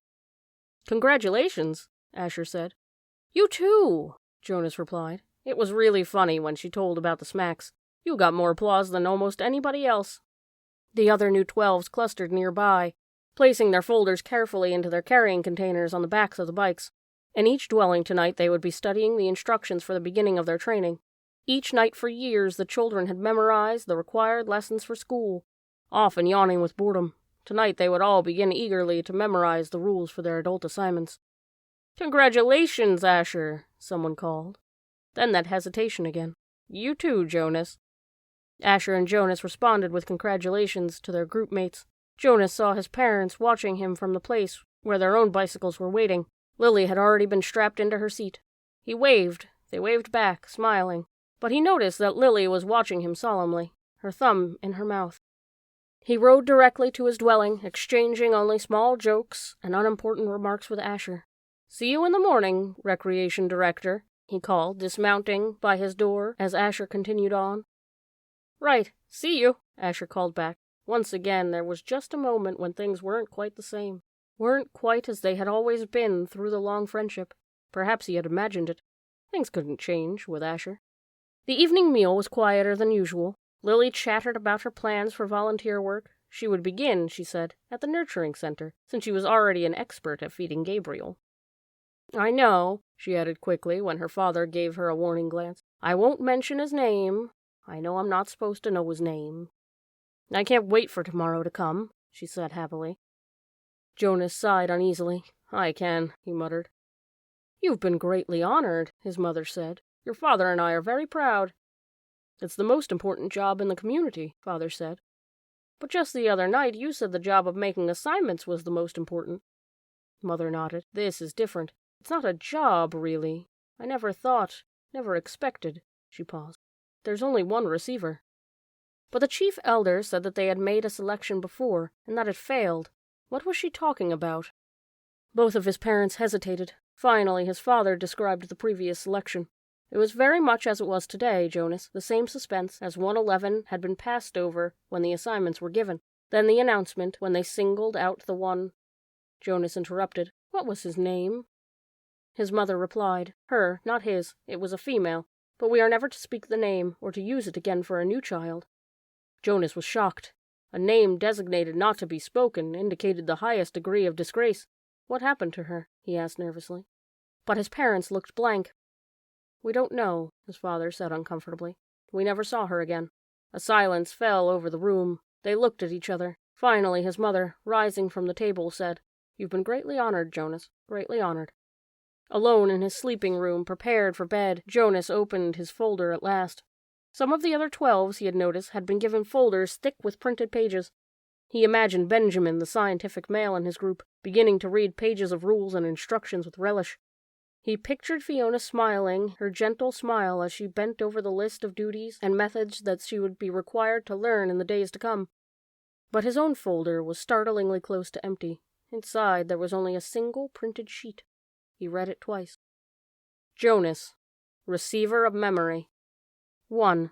Go immediately at the end of your school hours each day to the annex entrance behind the House of the Old and present yourself to the attendant.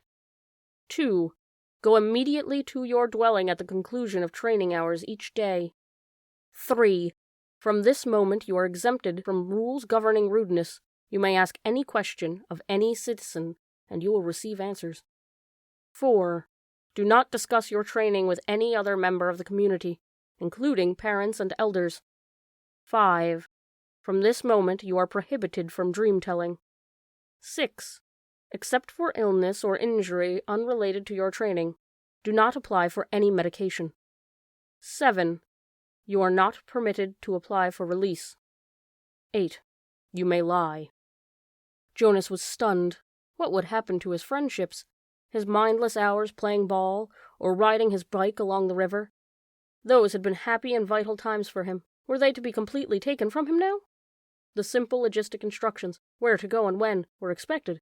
Every 12 had to be told, of course, where and how and when to report for training, but he was a little dismayed that his schedule left no time, apparently, for recreation. The exemption from rudeness startled him.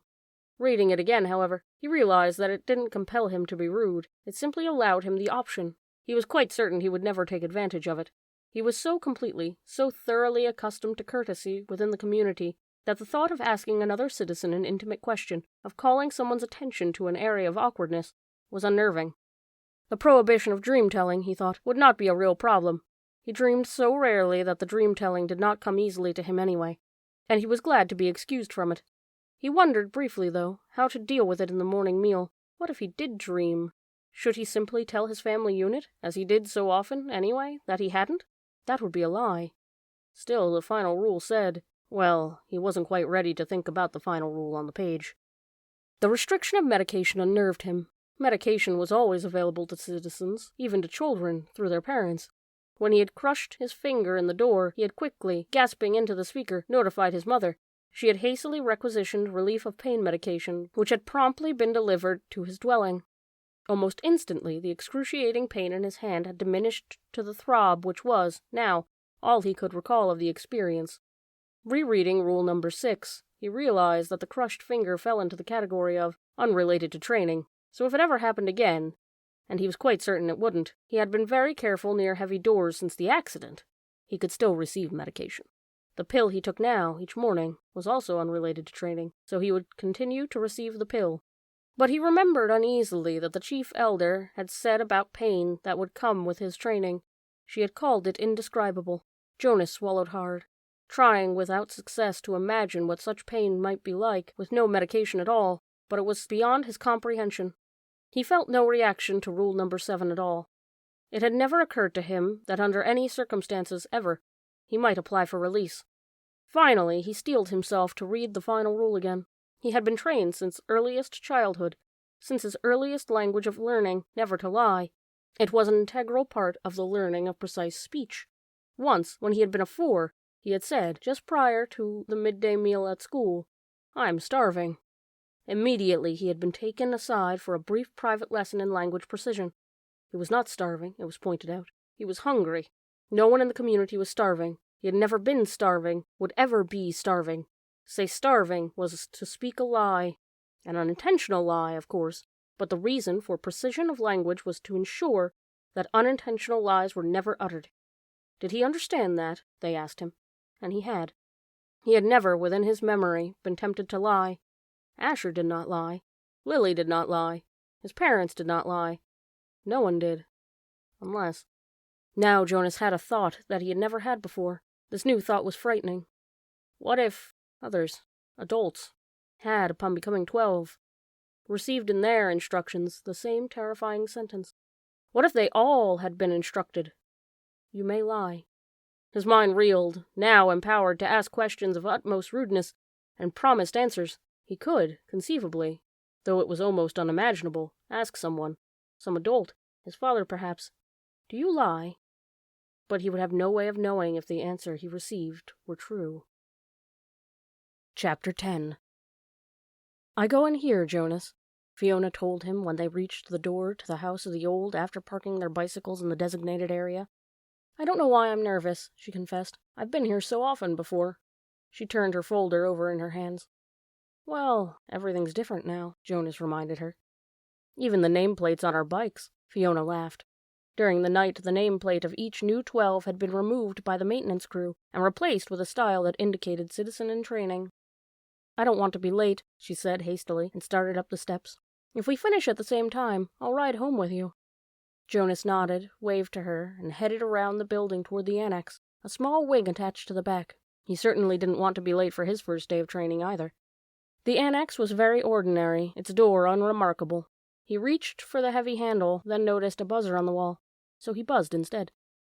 "Yes?" The voice came through a small speaker above the buzzer. "It's, Jonas. I'm the new, Come in." A click indicated that the door had been unlatched. The lobby was very small and contained only a desk, at which a female attendant sat working on some papers. She looked up when he entered, then, to his surprise, she stood. It was a small thing, the standing, but no one had ever stood automatically to acknowledge Jonas's presence before. "Welcome, receiver of memory," she said respectfully. "Oh, please," he replied uncomfortably. "Call me Jonas." She smiled, pushed a button, and he heard a click that unlocked the door to her left. "You may go right on in," she told him. Then she seemed to notice his discomfort, and to realize its origin. No doors in the community were locked, ever. None that Jonas knew of, anyway. The locks are simply to ensure the receiver's privacy, because he needs concentration, she explained. It would be difficult if citizens wandered in, looking for the Department of Bicycle Repair or something. Jonas laughed, relaxing a little. The woman seemed very friendly, and it was true. In fact, it was a joke throughout the community that the Department of Bicycle Repair, an unimportant little office, was relocated so often that no one ever knew where it was. "There is nothing dangerous here," she told him. "But," she added, glancing at the wall clock, "he doesn't like to be kept waiting." Jonas hurried through the door and found himself in a comfortably furnished living area. It was not unlike his own family unit's dwelling. Furniture was standard throughout the community. Practical, sturdy, the function of each piece clearly defined. A bed for sleeping, a table for eating, a desk for studying. All of those things were in this spacious room, though each was slightly different from those in his own dwelling.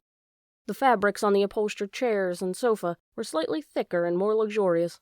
The table legs were not straight like those at home, but slender and curved, with a small carved decoration at the foot. The bed, in an alcove at the far end of the room, was draped with a splendid cloth embroidered over its entire surface with intricate designs. But the most conspicuous difference was the books. In his own dwelling, there were the necessary reference volumes that each household contained. A dictionary, and a thick community volume which contained descriptions of every office, factory, building, and committee, and the Book of Rules, of course. The books in his own dwelling were the only books that Jonas had ever seen. He had never known that other books existed. But this room's walls were completely covered by bookcases, filled, which reached to the ceiling. There must have been hundreds, perhaps thousands of books, their titles embossed in shiny letters. Jonas stared at them. He couldn't imagine what the thousands of pages contained. Could there be rules beyond the rules that govern the community? Could there be more descriptions of offices and factories and committees? He had only a second to look around because he was aware that the man sitting in the chair beside the table was watching him. Hastily, he moved forward, stood before the man, bowed slightly, and said, "I'm Jonas." "I know. Welcome, receiver of memory." Jonas recognized the man. He was the elder who had seemed separate from the others at the ceremony, though he was dressed in the same special clothing that only elders wore.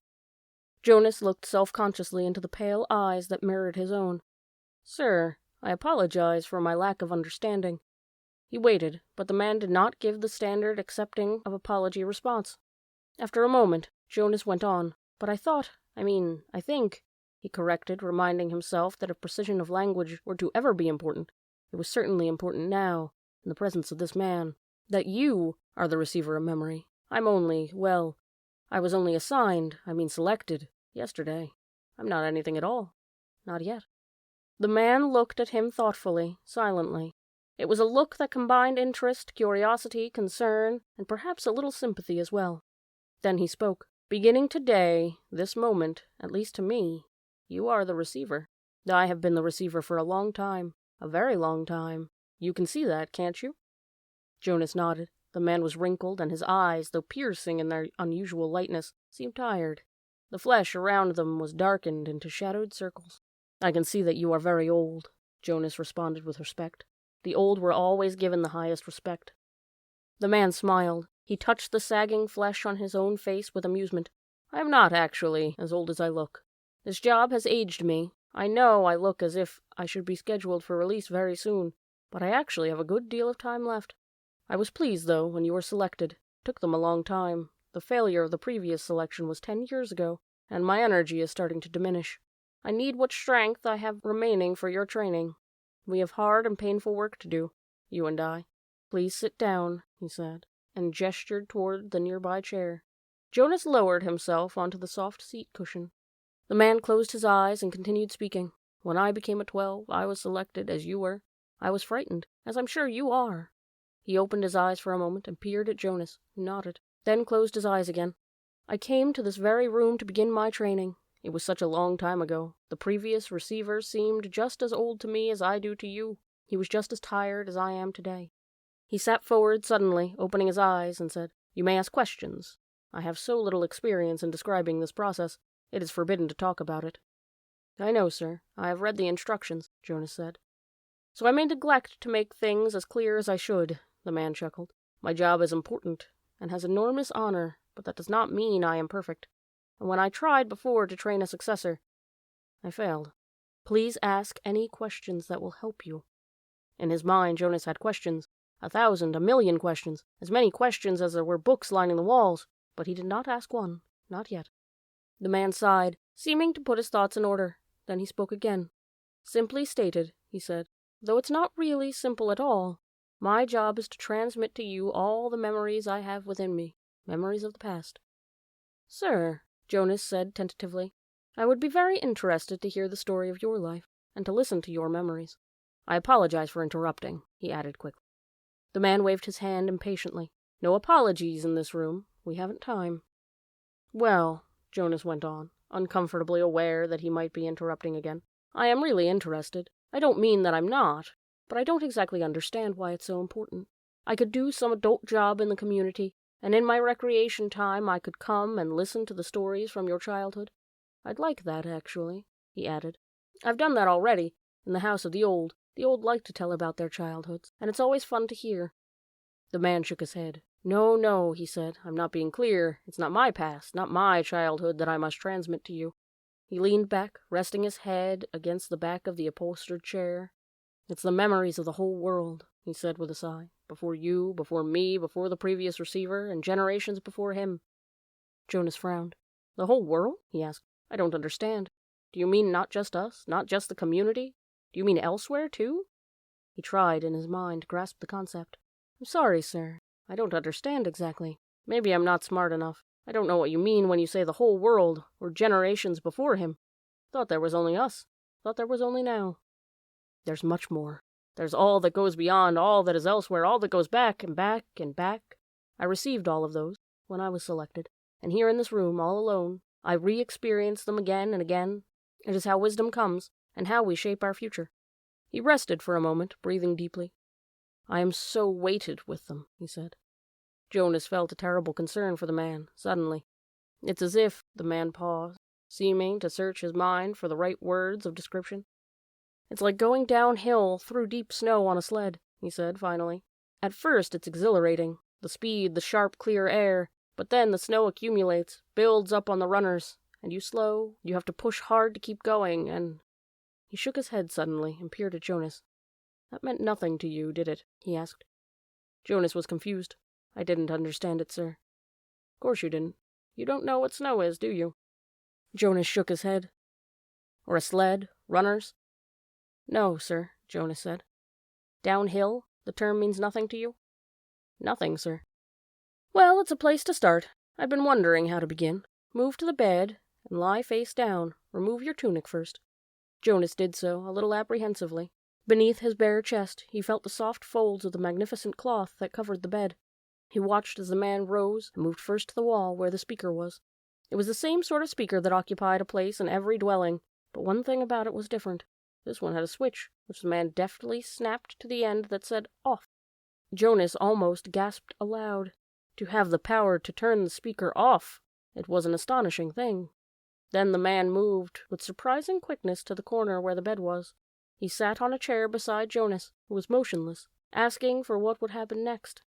Close your eyes. Relax. This will not be painful. Jonas remembered that he was allowed, that he had even been encouraged, to ask questions. What are you going to do, sir? He asked, hoping that his voice didn't betray his nervousness. I'm going to transmit the memory of snow, the old man said, and placed his hands on Jonas's bare back. Chapter 11. Jonas felt nothing unusual at first. He felt only the light touch of the old man's hands on his back. He tried to relax, to breathe evenly. The room was absolutely silent, and for a moment Jonas feared that he might disgrace himself now, on the first day of his training, by falling asleep. Then he shivered. He realized that the touch of the hands felt, suddenly, cold. At the same instant, breathing in, he felt the air change, and his very breath was cold. He licked his lips, and in doing so, his tongue touched the suddenly chilled air. It was very startling, but he was not at all frightened now. He was filled with energy, and he breathed again, feeling the sharp intake of frigid air. Now, too, he could feel cold air swirling around his entire body. He felt it blow against his hands, where they lay at his sides, and over his back. The touch of the man's hands seemed to have disappeared. Now he became aware of an entirely new sensation. Pinpricks? No, because they were soft and without pain. Tiny, cold, feather-like feelings peppered his body and face. He put out his tongue again and caught one of the dots of cold upon it. It disappeared from his awareness instantly, but he caught another and another. The sensation made him smile. One part of his consciousness knew that he was still lying there, on the bed, in the annex room. Yet another, separate part of his being was upright now, in a sitting position, and beneath him he could feel that he was not on the soft decorated bed covering at all, but rather seated on a flat, hard surface. His hands now held, though at the same time they were still motionless at his sides, a rough, damp rope. He could see, though his eyes were closed. He could see a bright, whirling torrent of crystals in the air around him, and he could see them gather on the backs of his hands like cold fur. His breath was visible. Beyond, through the swirl of what he now, somehow, perceived was the thing the old man had spoken of. Snow. He could look out and down a great distance. He was up high someplace. The ground was thick with furry snow, but he sat slightly above it on a hard, flat surface. Sled, he knew abruptly. He was sitting on a thing called sled, and the sled seemed to be poised at the top of a long, extended mound that rose from the very land where he was. Even as he thought the word mound, his new consciousness told him hill. Then the sled, with Jonas himself upon it, began to move through the snowfall, and he understood instantly that now he was going downhill. No voice made an explanation. The experience explained itself to him. His face cut through the frigid air as he began the descent, moving through the substance called snow on the vehicle called sled, which propelled itself on what he now knew without doubt to be runners. Comprehending all of those things as he sped downward, he was free to enjoy the breathless glee that overwhelmed him. The clear, cold air, the total silence, the feeling of balance and excitement and peace. Then, as the angle of incline lessened, as the mound, the hill, flattened, nearing the bottom, the sled's forward motion slowed. The snow was piled now around it, and he pushed with his body, moving it forward, not wanting the exhilarating ride to end. Finally, the obstruction of the piled snow was too much for the thin runners on the sled, and he came to a stop. There was a moment, panting, holding the rope in his cold hands. Tentatively, he opened his eyes. Not his snow hill sled eyes, for they had been open throughout the strange ride. He opened his ordinary eyes, and saw that he was still on the bed, that he had not moved at all. The old man, still beside the bed, was watching him. "How do you feel?" he asked. Jonas sat up and tried to answer honestly. "Surprised," he said, after a moment. The old man wiped his forehead with his sleeve. "Phew," he said. "It was exhausting, but even transmitting a tiny memory to you, I think it lightened me just a little." "Do you mean, you did say I could ask questions?" The man nodded, encouraging his question. "Do you mean that now you don't have the memory of it, of that ride on the sled anymore?" "That's right. A little weight off this old body." "But it was such fun, and now you don't have it anymore. I took it from you." But the old man laughed. "All I gave you was one ride, on one sled, in one snow, on one hill. I have a whole world of them in my memory. I could give them to you one by one 1,000 times, and there would still be more." "Are you saying that we, could do it again?" Jonas asked. "I'd really like to. I think I could steer by pulling the rope. I didn't try this time, because it was so new." The old man, laughing, shook his head. "Maybe another day, for a treat. But there's no time, really, just to play. I only wanted to begin by showing you how it works. Now," he said, turning businesslike, "lie back down. I want to." Jonas did. He was eager for whatever experience would come next, but he had suddenly so many questions. "Why don't we have snow and sleds and hills?" he asked. "And when did we, in the past? Did my parents have sleds when they were young? Did you?" The old man shrugged and gave a short laugh. "No," he told Jonas. "It's a very distant memory. That's why it was so exhausting. I had to tug it forward from many generations back. It was given to me when I was a new receiver, and the previous receiver had to pull it through a long time period, too." "But what happened to those things? Snow and the rest of it?" "Climate control. Snow made growing food difficult, limited the agricultural periods, and unpredictable weather made transportation almost impossible at times. It wasn't a practical thing, so it became obsolete when we went to sameness. And hills, too," he added. "They made conveyance of goods unwieldy. Trucks, buses, slowed them down. So," he waved his hand, as if a gesture had caused hills to disappear. "Sameness," he concluded. Jonas frowned. "I wish we had those things still, just now and then." The old man smiled. "So do I," he said, "but that choice is not ours." But, sir, Jonas suggested, since you have so much power. The man corrected him. Honor, he said firmly. I have great honor, so will you. But you will find that it is not the same thing as power. Lie quietly now. Since we've entered into the topic of climate, let me give you something else. And this time I'm not going to tell you the name of it, because I want to test the receiving. You should be able to perceive the name without being told. I gave away snow and sled and downhill and runners by telling them to you in advance. Without being instructed, Jonas closed his eyes again. He felt the hands on his back again. He waited. Now it came more quickly, the feelings. This time the hands didn't become cold, but instead began to feel warm on his body. They moistened a little. The warmth spread, extending across his shoulders, up his neck, onto the side of his face. He could feel it through his clothed parts, too, a pleasant, all-over sensation. And when he licked his lips this time, the air was hot and heavy. He didn't move. There was no sled. His posture didn't change. He was simply alone someplace, out of doors, lying down, and the warmth came from far above. It was not as exciting as the ride through the snowy air, but it was pleasurable and comforting. Suddenly he perceived the word for it. Sunshine. He perceived that it came from the sky. Then it ended. Sunshine, he said aloud, opening his eyes. Good, you did get the word. That makes my job easier, not so much explaining. And it came from the sky? That's right, the old man said, just the way it used to. Before sameness, before climate control, Jonas added. The man laughed. You receive well and learn quickly. I'm very pleased with you. That's enough for today, I think. We're off to a good start. There was a question bothering Jonas. Sir, he said, the chief elder told me, she told everyone, and you told me too, that it would be painful, so I was a little scared, but it didn't hurt at all. I really enjoyed it. He looked quizzically at the old man. The man sighed. I started with the memories of pleasure. My previous failure gave me the wisdom to do that. He took a few deep breaths. Jonas, he said, it will be painful, but it need not be painful yet. I'm brave, I really am. Jonas sat up a little straighter. The old man looked at him for a moment. He smiled. I can see that, he said. Well, since you asked the question, I think I have enough energy for one more transmission. Lie down once more. This will be the last today. Jonas obeyed cheerfully. He closed his eyes, waiting, and felt the hands again.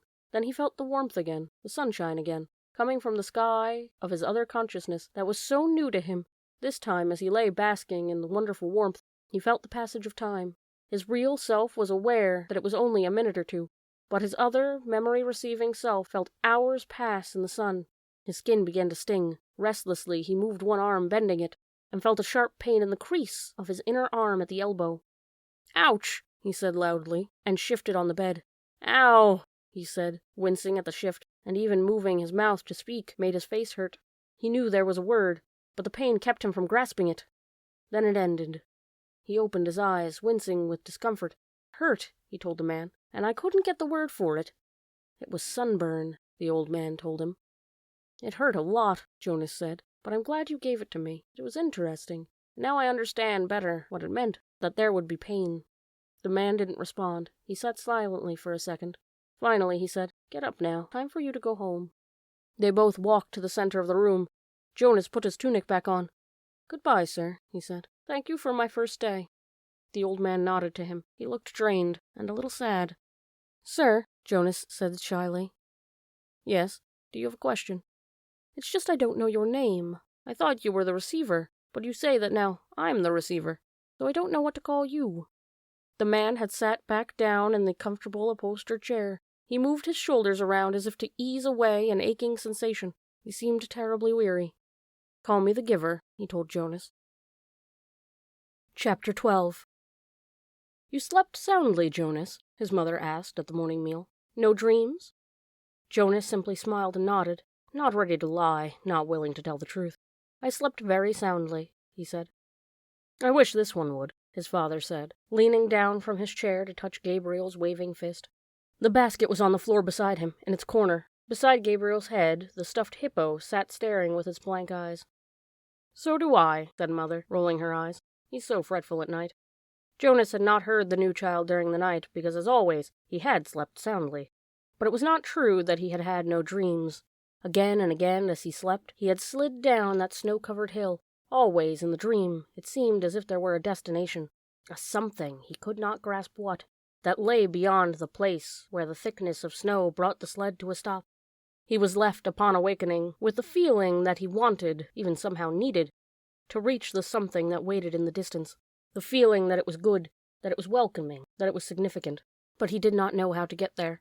He tried to shed the leftover dream, gathering his schoolwork and preparing for the day. School seemed a little different today. The classes were the same: language and communications, commerce and industry, science and technology, civil procedures and government. But during the breaks for recreation periods and the midday meal, the other new 12s were abuzz with descriptions of their first day at training. All of them talked at once, interrupting each other, hastily making the required apology for interrupting, then forgetting in the excitement of describing the new experiences. Jonas listened. He was very aware of his own admonition not to discuss his training, but it would have been impossible anyway. There was no way to describe to his friends what he had experienced there in the annex room. How could you describe a sled without describing a hill and snow? And how could you describe a hill and snow to someone who had never felt height or wind or that feathery, magical cold? Even trained for years as they all had been in precision of language, what words could you use which would give another the experience of sunshine? So it was easy for Jonas to be still and listen. After school hours, he rode again beside Fiona to the house of the old. "I looked for you yesterday," she told him, "so we could ride home together. Your bike was still there, and I waited for a little while, but it was getting late, so I went on home." "I apologize for making you wait," Jonas said. "I accept your apology," she replied automatically.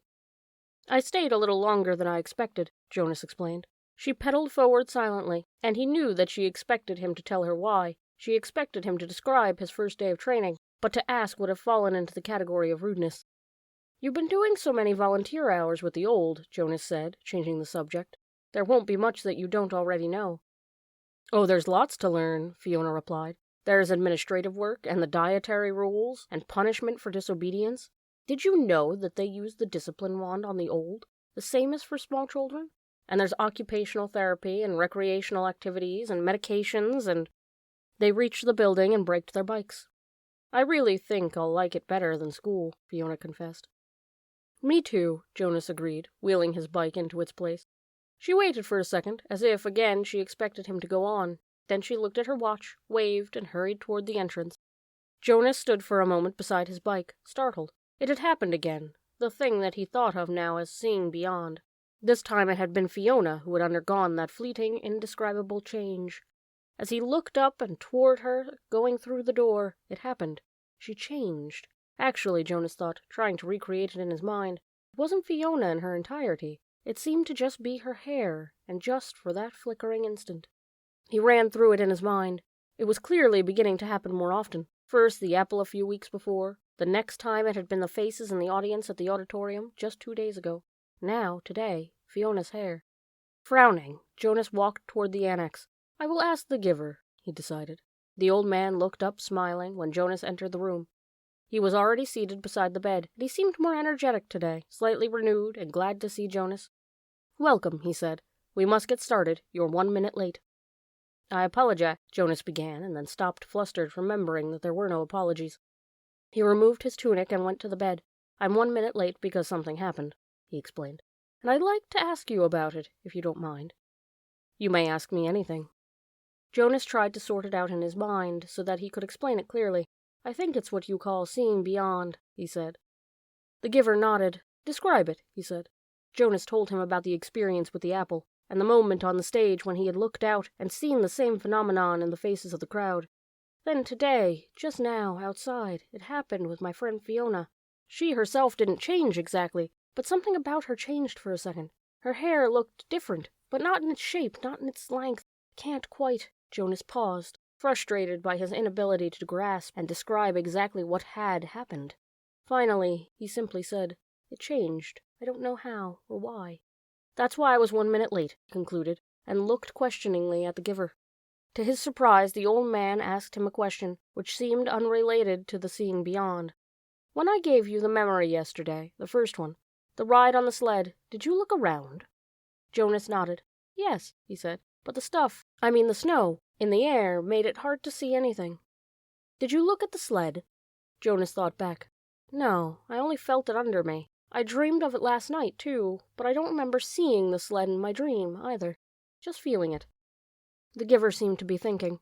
When I was observing you before the selection, I perceived that you probably had the capacity, and what you describe confirms that. It happened somewhat differently to me, the giver told him. When I was your age, about to become the new receiver, I began to experience it, though it took a different form. With me it was, well, I won't describe that now. You wouldn't understand it yet. But I think I can guess how it's happening with you. Let me just make a little test to confirm my guess. Lie down. Jonas lay on the bed again with his hands at his sides. He felt comfortable here now.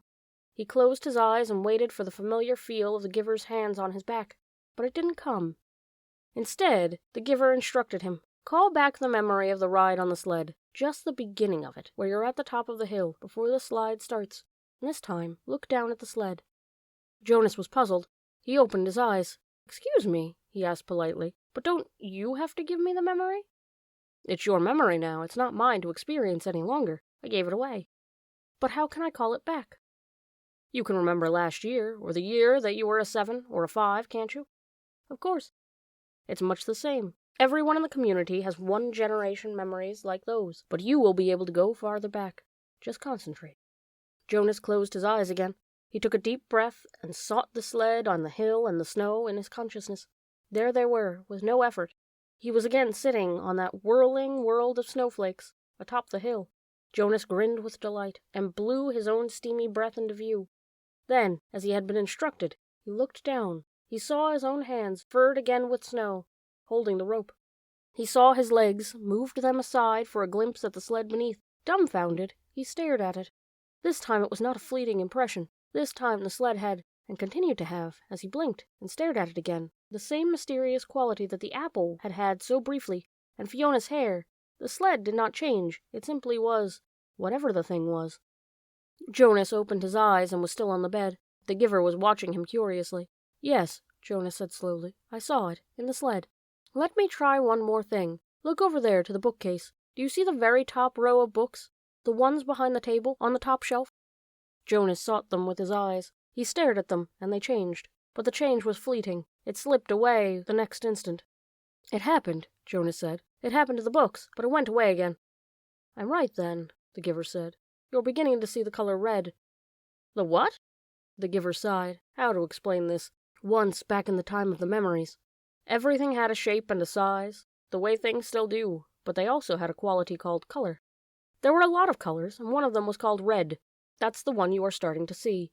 Your friend Fiona has red hair. Quite distinctive, actually. I've noticed it before. When you mentioned Fiona's hair, it was the clue that told me you were probably beginning to see the color red. And the faces of the people, the ones I saw at the ceremony? The giver shook his head. No, flesh isn't red, but it has red tones in it. There was a time, actually, you'll see in the memories later, when flesh was in many different colors. That was before we went to sameness. Today, flesh is all the same, and what you saw was the red tones. Probably when you saw the faces take on a color it wasn't as deep or as vibrant as the apple, or your friend's hair. The giver chuckled suddenly. We've never completely mastered sameness. I suppose the genetic scientists are still trying to work the kinks out. Hair like Fiona's must drive them crazy. Jonas listened, trying hard to comprehend. And the sled? He said. It had the same thing, the color red, but it didn't change, giver. It just was. Because it's a memory from the time when color was. It was so, I wish language were more precise. The red was so beautiful. The giver nodded. It is. Do you see it all the time? I see all of them, all the colors. Will I? Of course, when you receive the memories. You have the capacity to see beyond. You'll gain wisdom then, along with colors, and lots more. Jonas wasn't interested just then in wisdom. It was the colors that fascinated him. Why can't everyone see them? Why did colors disappear? The giver shrugged. Our people made that choice, the choice to go to sameness. Before my time, before the previous time, back and back and back, we relinquished color when we relinquished sunshine and did away with differences. He thought for a moment. We gained control of many things, but we had to let go of others. We shouldn't have, Jonas said fiercely. The giver looked startled at the certainty of Jonas's reaction. Then he said wryly, You've come very quickly to that conclusion, he said. It took me many years. Maybe your wisdom will come much more quickly than mine. He glanced at the wall clock. Lie back down now. We have so much to do. Giver, Jonas asked as he arranged himself again on the bed, How did it happen to you when you were becoming the receiver? You said that the seeing beyond happened to you, but not the same way." The hands came to his back. "Another day," the giver said gently. "I'll tell you another day. Now we must work, and I've thought of a way to help you with the concept of color. Close your eyes and be still now. I'm going to give you the memory of a rainbow." Chapter 13. Days went by, and weeks. Jonas learned through the memories the names of colors, and now he began to see them all in his ordinary life, though he knew it was ordinary no longer, and would never be again. But they didn't last. There would be a glimpse of green, a landscaped lawn across the central plaza, a bush beyond the riverbank, the bright orange of pumpkins being trucked in from the agricultural fields beyond the community boundary, seen in an instant, a flash of brilliant color, but gone again, returning to their flat and hueless shade. The giver told him that it would be a very long time before he had the colors to keep. "But I want them," Jonas said angrily. "It isn't fair that nothing has color." "Not fair?" The giver looked at Jonas curiously. "Explain what you mean." "Well," Jonas had to stop and think it through. "If everything's the same, then there aren't any choices. I want to wake up in the morning and decide things. A blue tunic or a red one." He looked down at himself, at the colorless fabric of his clothing. "But it's all the same. Always." Then he laughed a little. "I know it's not important what you wear. It doesn't matter, but—" "It's the choosing that's important, isn't it?" the giver asked him. Jonas nodded. "My little brother," he began, and then corrected himself. "No, that's inaccurate. He's not my brother, not really. But this new child that my family takes care of, his name's Gabriel." "Yes, I know about Gabriel." "Well, he's right at the age where he's learning so much. He grabs toys when we hold them in front of him. My father says he's learning small muscle control, and he's really cute." The giver nodded. "But now that I can see colors, at least sometimes, I was just thinking, what if we could hold up things that were bright red or bright yellow, and he could choose, instead of sameness? He might make wrong choices." "Oh," Jonas was silent for a minute. "Oh, I see what you mean. It wouldn't matter for a new child's toy, but later it does matter, doesn't it? We don't dare let people make choices of their own." "Not safe?" the giver suggested. "Definitely not safe," Jonas said with certainty. "What if they were allowed to choose their own mate, and chose wrong? Or what if," he went on, almost laughing at the absurdity, "they chose their own jobs? Frightening, isn't it?" the giver said. Jonas chuckled. "Very frightening. I can't even imagine it. We really have to protect people from wrong choices. It's safer." "Yes," Jonas agreed. "Much safer." But when the conversation turned to other things, Jonas was left, still, with a feeling of frustration that he didn't understand. He found that he was often angry now, irrationally angry at his group mates, that they were satisfied with their lives which had none of the vibrance his own was taking on, and he was angry at himself that he could not change that for them. He tried, without asking permission from the giver, because he feared or knew that it would be denied. He tried to give his new awareness to his friends. "Asher," Jonas said one morning, "look at all those flowers very carefully." They were standing beside a bed of geraniums planted near the Hall of Open Records. He put his hands on Asher's shoulders and concentrated on the red of the petals, trying to hold it as long as he could, and trying at the same time to transmit the awareness of red to his friend. "What's the matter?" Asher asked uneasily. "Is something wrong?" He moved away from Jonas's hands. It was extremely rude for one citizen to touch another outside of family units. "No, nothing. I thought for a moment that they were wilting, and we should let the gardening crew know they needed more watering." Jonas sighed and turned away. One evening he came home from his training weighted with new knowledge. The giver had chosen a startling and disturbing memory that day. Under the touch of his hands, Jonas had found himself suddenly in the place that was completely alien, hot and windswept under a vast blue sky. There were tufts of sparse grass, a few bushes and rocks, and nearby he could see an area of thicker vegetation.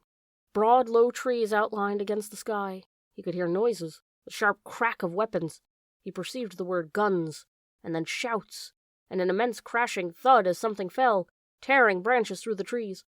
He heard voices calling to one another, peering from the place where he stood, hidden behind some shrubbery. He was reminded of what the giver had told him, that there would be a time when flesh had different colors. 2 of those men had dark brown skin, the others were light. Going closer, he watched them hack the tusks of a motionless elephant on the ground, and hauled them away, spattered with blood. He felt himself overwhelmed with new perception that the color he knew was red. Then the men were gone, speeding toward the horizon in a vehicle that spit pebbles from its whirling tires. One hit his forehead and stung him there, but the memory continued, though Jonas ached now for it to end. Now he saw another elephant emerge from the place where it had stood hidden in the trees. Very slowly it walked to the mutilated body and looked down. With its sinuous trunk it stroked the huge corpse. Then it reached up, broke some leafy branches with a snap, and draped them over the mass of torn thick flesh. Finally it tilted its massive head, raised its trunk, and roared into the empty landscape. Jonas had never heard such a sound. It was a sound of rage and grief, and it seemed never to end. He could still hear it when he opened his eyes and lay anguished on the bed where he received the memories. It continued to roar into his consciousness as he pedaled slowly home. "Lily," he asked that evening when his sister took her comfort object, the stuffed elephant, from the shelf, "did you know that once there really were elephants? Live ones?" She glanced down at the ragged comfort object and grinned. "Right," she said skeptically. "Sure, Jonas." Jonas went and sat beside them while his father untied Lily's hair ribbons and combed her hair. He placed one hand on each of their shoulders. With all of this, he tried to give each of them a piece of the memory, not of the tortured cry of the elephant, but of the being of the elephant, of the towering, immense creature and the meticulous touch with which it had tended its friend at the end. But his father had continued to comb Lily's long hair, and Lily, impatient, had finally wiggled under her brother's touch. "Jonas," she said, "you're hurting me with your hand." "I apologize for hurting you, Lily," Jonas mumbled, and he took his hand away. "Accept your apology," Lily responded indifferently, stroking the lifeless elephant.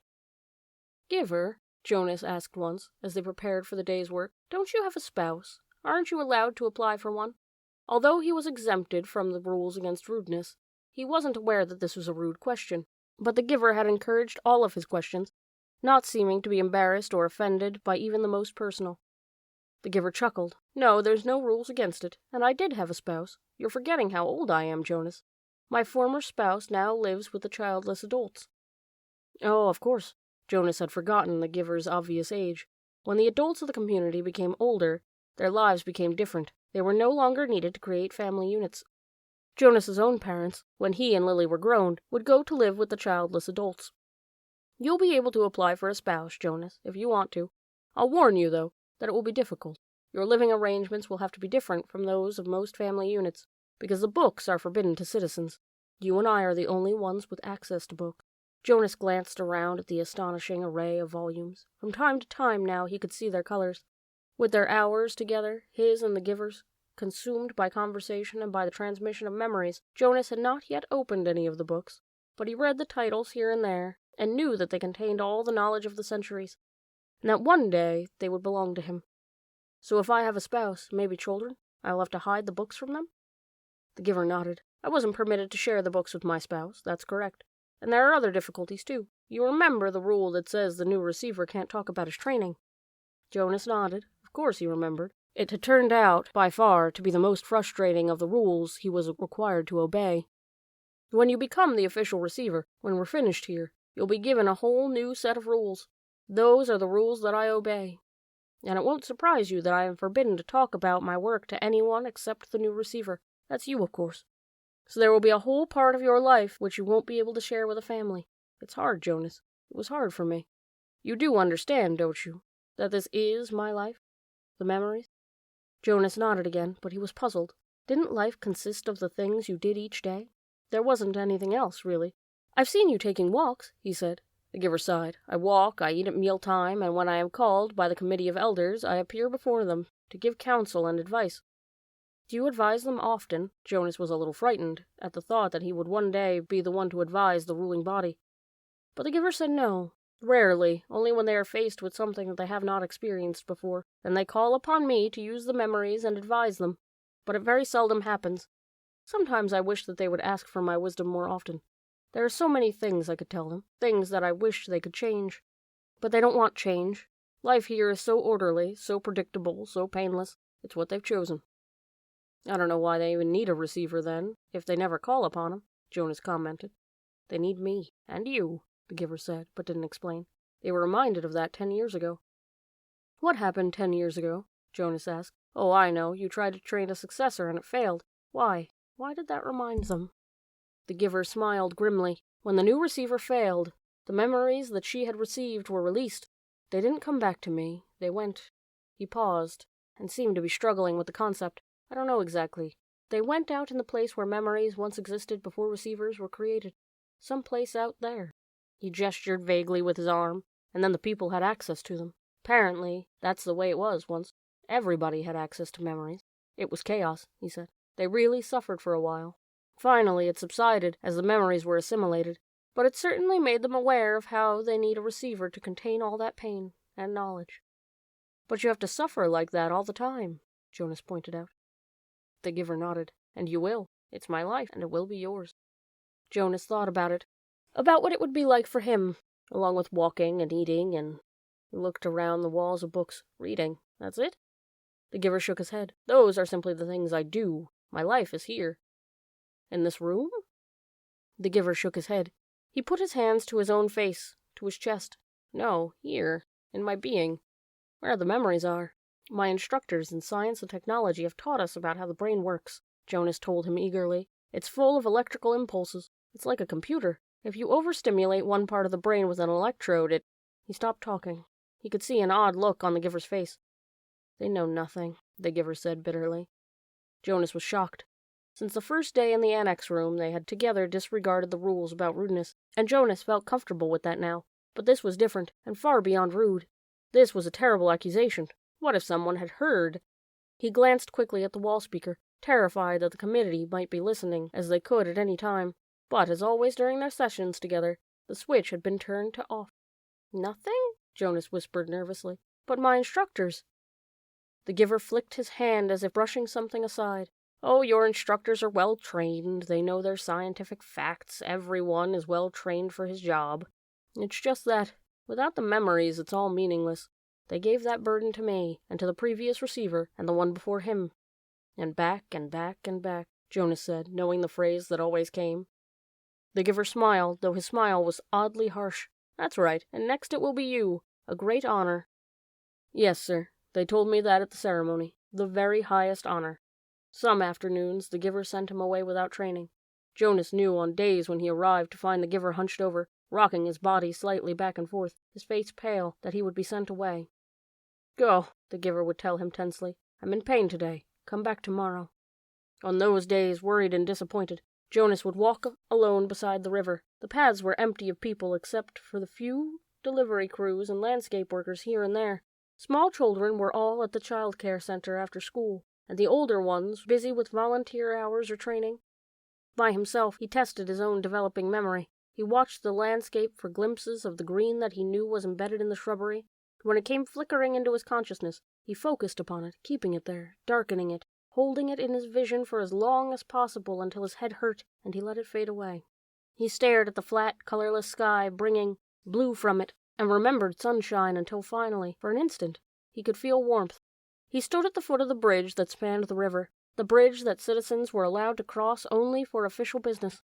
Jonas had crossed it on school trips, visiting the outlying communities, and he knew that the land beyond the bridge was much the same, flat and well-ordered, with fields and agriculture. The other communities he had seen on visits were essentially the same as his own. The only differences were slightly altered styles of dwellings, slightly different schedules in the schools. He wondered what lay in the far distance where he had never gone. The land didn't end beyond those nearby communities. Were there hills elsewhere? Were there vast, wind-torn areas like the place he had seen in his memory, the place where the elephant died? Giver, he asked one afternoon, following a day when he had been sent away, what causes you pain? When the giver was silent, Jonas continued, The chief elder told me, at the beginning, that the receiver of memory causes terrible pain, and you described for me that the failure of the last new receiver released painful memories to the community. But I haven't suffered, Giver, not really, Jonas smiled. Oh, I remember the sunburn you gave me on the very first day, but that wasn't so terrible. What is it that makes you suffer so much? If you gave some of it to me, maybe your pain would be less. The giver nodded. Lie down, he said. It's time, I suppose. I can't shield you forever. You'll have to take it all on eventually. Let me think, he went on, when Jonas was on the bed, waiting, a little fearful. All right, the giver said after a moment. I've decided. We'll start with something familiar. Let's go once again to that hill. And a sled. He placed his hands on Jonas's back. Chapter 14. It was much the same, this memory, though the hill seemed to be a different one, steeper, and the snow was not falling as thickly as it had before. It was colder also, Jonas perceived. He could see, as he sat waiting at the top of the hill, that the snow beneath the sled was not thick and soft as it had been before, but hard and coated with bluish ice. The sled moved forward, and Jonas grinned with delight, looking forward to the breathtaking slide down through the invigorating air. But the runners, this time, couldn't slice through the frozen expanse as they had on the other snow-cushioned hill. They skittered sideways, and the sled gathered speed. Jonas pulled at the rope, trying to steer, but the steepness and speed took control of his hands, and he was no longer enjoying the feeling of freedom, but instead, terrified, was at the mercy of the wild acceleration downward over the ice. Sideways, spinning, the sled hit a bump in the hill, and Jonas was jarred loose and thrown violently into the air. He fell with his leg twisted under him, and he could hear the crack of bone. His face scraped along jagged edges of ice, and when he came, at last, to a stop, he lay shocked and still, feeling nothing, at first, but fear. Then, the first wave of pain, he gasped. It was as if a hatchet lay lodged in his leg, slicing through each nerve with a hot blade. In his agony, he perceived the word fire, and felt flames licking at the torn bone and flesh. He tried to move, and could not. The pain grew. He screamed. There was no answer. Sobbing, he turned his head and vomited onto the frozen snow. Blood dripped from his face into the vomit. "No!" he cried, and the sound disappeared into the empty landscape, into the wind. Then, suddenly, he was in the annex room again, writhing on the bed. His face was wet with tears. Able to move now, he rocked his own body back and forth, breathing deeply to release the remembered pain. He sat and looked at his own leg, where it lay straight on the bed, unbroken. The brutal slice of pain was gone, but the leg ached horribly still, and his face felt raw.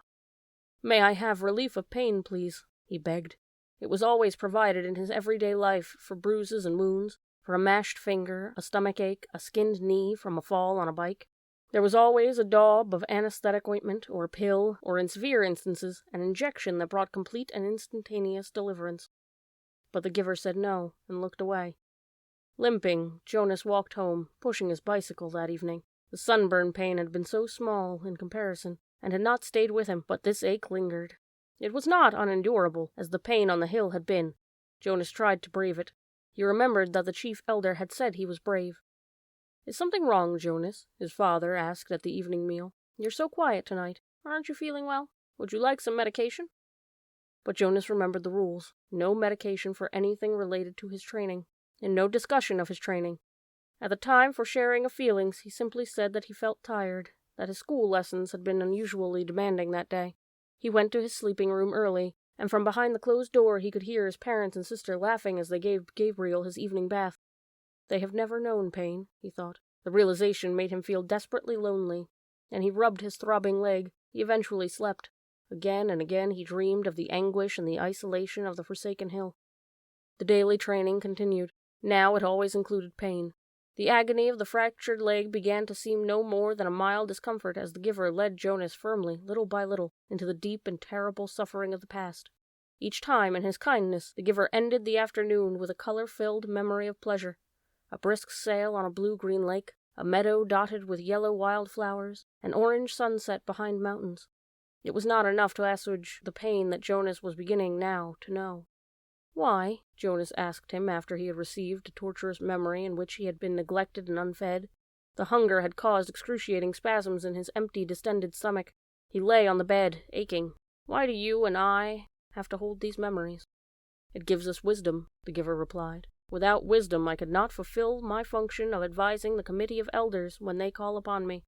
"But what wisdom do you get from hunger?" Jonas groaned. His stomach still hurt, though the memory had ended. "Some years ago," the giver told him, "before your birth, a lot of citizens petitioned the committee of elders. They wanted to increase the rate of births. They wanted each birth mother to be assigned 4 births instead of 3, so that the population would increase and there would be more laborers available." Jonas nodded, listening. "That makes sense." "The idea was that certain family units could accommodate an additional child."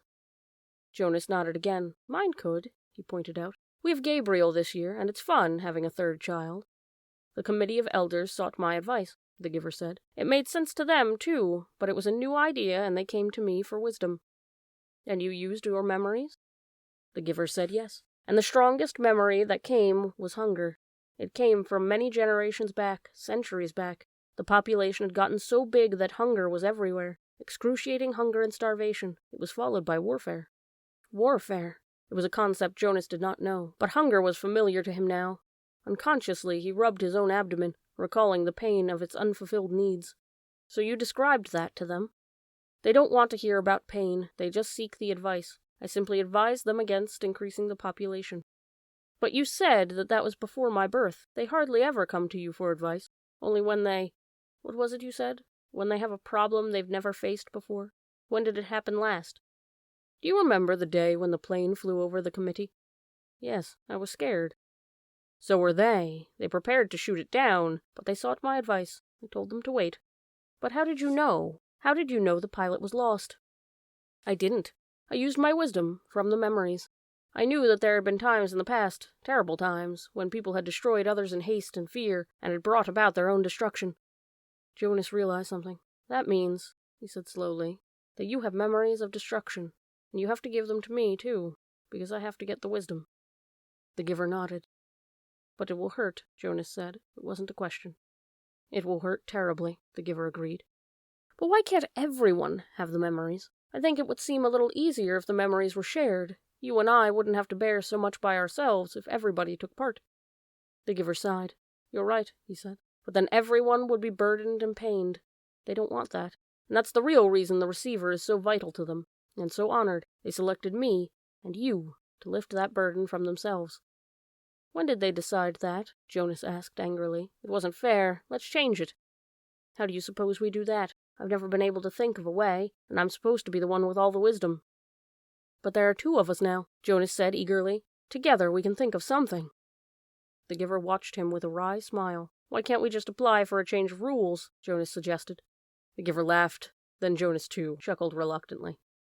The decision was made long before my time or yours, the giver said, and the previous receiver, and he waited. Back and back and back, Jonas repeated the familiar phrase. Sometimes it had seemed humorous to him. Sometimes it had seemed meaningful and important. Now it was ominous. It meant, he knew, that nothing could be changed. The new child, Gabriel, was growing, and successfully passed the tests of maturity that the nurturers gave each month.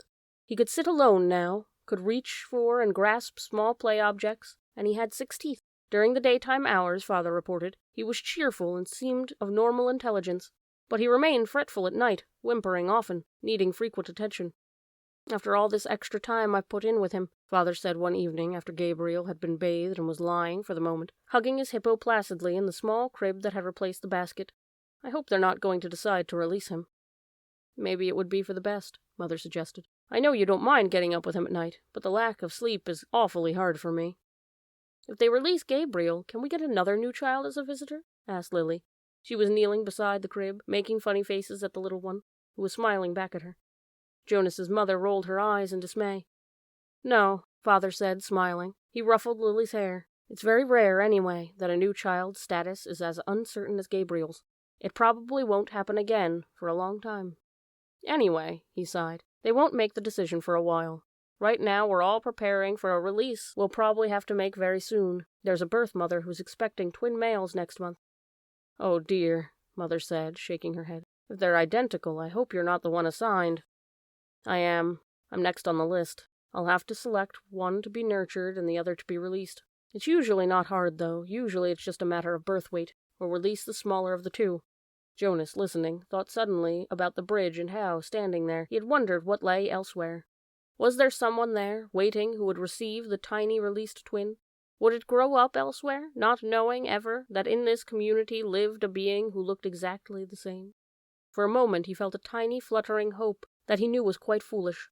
He hoped that it would be Larissa waiting.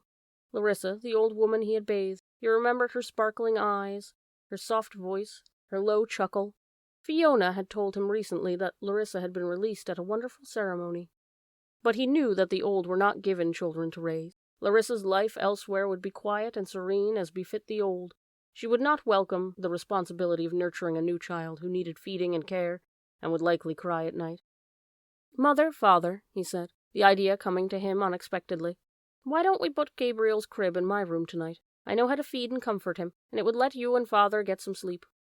Father looked doubtful. You sleep so soundly, Jonas. What if his restlessness didn't wake you? It was Lily who answered that. If no one goes to tend Gabriel, she pointed out, he gets very loud. He'd wake all of us if Jonas slept through it.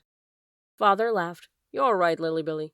All right, Jonas, let's try it, just for tonight. I'll take the night off and we'll let Mother get some sleep too. Gabriel slept soundly for the earliest part of the night. Jonas, in his crib, lay awake for a while. From time to time he raised himself on one elbow, looking over the crib. The new child was on his stomach, his arms relaxed beside his head, his eyes closed, his breathing regular and undisturbed. Finally, Jonas slept too. Then, as the middle hours of the night approached, the noise of Gabe's restlessness woke Jonas. The new child turning under his cover, flailing his arms and beginning to whimper. Jonas rose and went to him. Gently he patted Gabriel's back. Sometimes that was all it took to lull him back to sleep, but the new child still squirmed fretfully under his hand. Still patting rhythmically, Jonas began to remember the wonderful sail that the giver had given him not long before, a bright, breezy day on a clear turquoise lake, and above him the white sail of the boat billowing as he moved along in the brisk wind. He was not aware of giving the memory, but suddenly he realized that it was becoming dimmer, that it was sliding through his hand into the being of the new child. Gabriel became quiet. Startled, Jonas pulled back what was left of the memory with a burst of will. He removed his hand from the little back and stood quietly beside the crib. To himself, he called the memory of the sail forward again. It was still there, but the sky was less blue, the gentle motion of the boat slower, the water of the lake more murky and clouded. He kept it for a while, soothing his own nervousness at what had occurred, then let it go and returned to his bed. Once more, toward dawn, the new child woke and cried out. Again Jonas went to him. This time he quite deliberately placed his hand firmly on Gabriel's back and released the rest of the calming day on the lake. Again, Gabriel slept. But now Jonas lay awake thinking. He no longer had any more than a wisp of the memory, and he felt a small lack where it had been. He could ask the giver for another sail, he knew. A sail perhaps on ocean next time, for Jonas had memory of ocean now, and he knew what it was. He knew that there were sailboats too, and memories yet to be acquired. He wondered, though, if he should confess to the giver that he had given a memory away. He was not yet qualified to be a giver himself, nor had Gabriel been selected to be a receiver. That he had this power frightened him. He decided not to tell. 15. Jonas entered the annex room and realized immediately that it was a day when he would be sent away. The giver was rigid in his chair, his face in his hands. "I'll come back tomorrow, sir," he said quickly, then he hesitated. "Unless maybe there's something I can do to help." The giver looked up at him, his face contorted with suffering. "Please," he gasped, "take some of this pain." Jonas helped him to his chair at the side of the bed. Then he quickly removed his tunic and lay face down. "Put your hands on me," he directed, aware that in such anguish the giver might need reminding. The hands came, and the pain came with them and through them. Jonas braced himself and entered the memory which was torturing the giver. He was in a confused, noisy, foul-smelling place. It was daylight, early morning, and the air was thick with smoke that hung, yellow and brown, above the ground. Around him, everywhere, far across the expanse of what seemed to be a field, lay groaning men. A wild-eyed horse, its bridle torn and dangling, trotted frantically from the mounds of men, tossing its head, whinnying in panic. It stumbled, finally, then fell, and did not rise. Jonas heard a voice next to him. "Water," the voice said in a parched, croaking whisper. He turned his head toward the victim, looked into the half-closed eyes of a boy who seemed not much older than himself. Dirt streaked the boy's face and his matted blonde hair. He lay sprawled, his gray uniform glistening with wet, fresh blood. The colors of the carnage were grotesquely bright. The crimson wetness on the rough and dusty fabric, the ripped shreds of grass, startlingly green, in the boy's yellow hair. The boy stared at him. "Water," he begged again. When he spoke, a new spurt of blood drenched the coarse cloth across his chest and sleeve. One of Jonas's arms was immobilized with pain, and he could see through his own torn sleeve something that looked like ragged flesh and splintery bone. He tried his remaining arm and felt it move. Slowly he reached to his side, felt the metal container there, and removed its cap, stopping the small motion of his hand now, and then wait for the surging pain to ease. Finally, when the container was open, he extended his arm slowly across the blood-soaked earth, inch by inch, and held it to the lips of the boy. Water trickled into the imploring mouth and down the grimy chin. The boy sighed. His head fell back, his lower jaw dropping as if it had been surprised by something. A dull blankness slid across his eyes. He was silent. But the noise continued all around. The cries of the wounded men, the cries begging for water and for mother and for death. Horses lying on the ground shrieked, raised their heads, and stabbed randomly towards the sky with their hooves. From the distance, Jonas could hear the thud of cannons. Overwhelmed by pain, he lay there in the fearsome stench for hours, listening to the men and the animals die, and learned what warfare meant. Finally, when he knew he could bear it no longer, and would welcome death himself, he opened his eyes, and was once again on the bed. The giver looked away, as if he could not bear to see what he had done to Jonas. "Forgive me," he said. Chapter 16. Jonas did not want to go back. He didn't want the memories, didn't want the honor, didn't want the wisdom, didn't want the pain. He wanted his childhood again, his scraped knees and ball games. He sat in his dwelling alone, watching through the window, seeing children at play, citizens bicycling home from uneventful days at work, ordinary lives free from anguish because he had been selected, as others before him had, to bear their burden. But the choice was not his. He returned each day to the annex room. The giver was gentle with him for many days following the terrible memory of war. "There are so many good memories," the giver reminded Jonas, and it was true. By now, Jonas had experienced countless bits of happiness, things he had never known of before. He had seen a birthday party, with one child singled out and celebrated on his day, so that now he understood the joy of being an individual, special and unique and proud. He had visited museums and seen paintings filled with all the colors he could now recognize and name. In one ecstatic memory, he had ridden a gleaming brown horse across a field that smelled of damp grass, and had dismounted beside a small stream from which both he and the horse drank cold, clear water. Now he understood about animals, and in the moment that horse turned from the stream and nudged Jonas's shoulder affectionately with its head. He perceived the bonds between animal and human. He had walked through woods and sat at night beside a campfire. Although he had, through the memories, learned about the pain of loss and loneliness, now he gained, too, an understanding of solitude and joy. "What is your favorite?" Jonas asked the giver. "You don't have to give it away yet," he added quickly. "Just tell me about it, so I can look forward to it, because I'll have to receive it when your job is done." The giver smiled. "Lie down," he said. "I'm happy to give it to you." Jonas felt the joy of it as soon as the memory began. Sometimes it took a while for him to get his bearings, to find his place, but this time he fit right in and felt the happiness that pervaded the memory. He was in a room filled with people, and it was warm, with firelight glowing on a hearth. He could see through a window that outside it was night and snowing.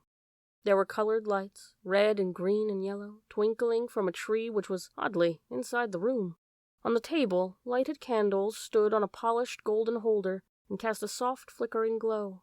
He could smell things cooking, and he heard soft laughter. A golden-haired dog lay sleeping on the floor. On the floor there were packages, wrapped in brightly colored paper and tied with gleaming ribbons. As Jonas watched, a small child began to pick up the packages and pass them around the room to other children, to adults who were obviously parents, and to an older quiet couple, man and woman, who sat smiling together on a couch. While Jonas watched, the people began one by one to untie the ribbons on the packages, to unwrap the bright papers, open the boxes and reveal toys and clothing and books. There were cries of delight. They hugged one another. The small child went and sat on the lap of the old woman, and she rocked him and rubbed her cheeks against his. Jonas opened his eyes and lay contentedly on the bed, still luxuriating in the warm and comforting memory. It had all been there, all the things he had learned to treasure. "What did you perceive?" the giver asked. "Warmth," Jonas replied, "and happiness, and, let me think, family. That it was a celebration of some sort, a holiday, and something else. I can't quite get the word for it. It will come to you. Who were the old people? Why were they there?" It had puzzled Jonas, seeing them in the room. The old of the community did not ever leave their special place, the house of the old, where they were so well cared for and respected. They were called grandparents. Grandparents?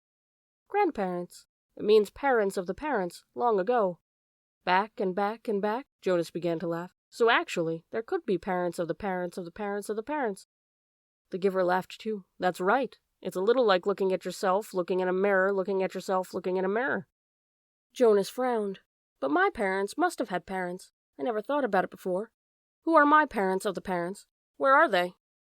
"You could go look in the Hall of Open Records. You'd find the names. But think, son, if you apply for children, then who will be the parents of the parents? Who will be their grandparents?" "My mother and father, of course. And where will they be?" Jonas thought. "Oh," he said slowly. "When I finish my training and become a full adult, I'll be given my own dwelling. And Then when Lily does, a few years later, she'll get her own dwelling, and maybe a spouse and children if she applies for them. And then mother and father. That's right. As long as they're still working and contributing to the community, they'll go and live with the other childless adults. And they won't be part of my life anymore. And after that, when the time comes, they'll go to the house of the old, Jonas went on. He was thinking aloud. And they'll be well cared for and respected. And when they're released, there will be a celebration. Which you won't attend, the giver pointed out. No, of course not, because I won't even know about it. By then I'll be so busy with my own life, and Lily will too. So our children, if we have them, won't know who their parents of parents are, either. It seems to work pretty well that way, doesn't it? The way we do it in our community, Jonas asked. I just didn't realize there was any other way, until I received that memory. It works, the giver agreed. Jonas hesitated. I certainly liked the memory, though. I can see why it's your favorite. I couldn't quite get the word for the whole feeling of it, though. The feeling that was so strong in the room. Love, the giver told him. Jonas repeated it. Love. It was a word and a concept new to him. They were both silent for a minute. Then Jonas said, Giver? Yes. I feel very foolish saying this. Very, very foolish. No need. Nothing is foolish here. Trust the memories and how they make you feel. Well, Jonas said, looking at the floor, I know you don't have the memory anymore, because you gave it to me, so maybe you won't understand this. I will. I am left with a vague wisp of that one, and I have many other memories of families and holidays and happiness, of love. Jonas blurted out what he was feeling. I was thinking that, well, I can see that it wasn't a very practical way to live, with the old right there in the same place, where maybe they wouldn't be well taken care of the way they are now, and that we have a better arranged way of doing things. But anyway, I was feeling, actually, that it was kind of nice then, and that I wish we could be that way, and that you could be my grandparent. The family and the memories seemed a little more... He faltered, not able to find the word he wanted. A little more complete, the giver suggested. Jonas nodded. I liked the feeling of love, he confessed. He glanced nervously at the speaker on the wall, reassuring himself that no one was listening. I wish we still had that, he whispered. Of course, he added quickly. I do understand that it wouldn't work very well, and that it's much better to be organized the way we are now. I can see that it was a very dangerous way to live. What do you mean? He hesitated. He wasn't certain, really, what he had meant. He could feel that there was risk involved, though that he wasn't sure how. Well, he said finally, grasping for an explanation. They had fire right there in that room. There was a fire burning in the fireplace, and there were candles on the table. I can certainly see why those things were outlawed. Still, he said slowly, almost to himself, I did like the light they made, and the warmth. Father, Mother, Jonas asked tentatively at the evening meal, I have a question I want to ask you. What is it, Jonas? His father asked. He made himself say the words, though he felt flushed with embarrassment. He had rehearsed them in his mind all the way home from the annex. Do you love me? There was an awkward silence for a moment. Then father gave a little chuckle. Jonas, you of all people, precision of language, please.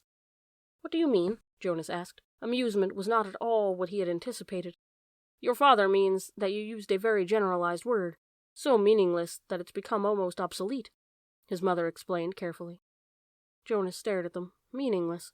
He had never before felt anything as meaningful as the memory. And of course our community can't function smoothly if people don't use precise language.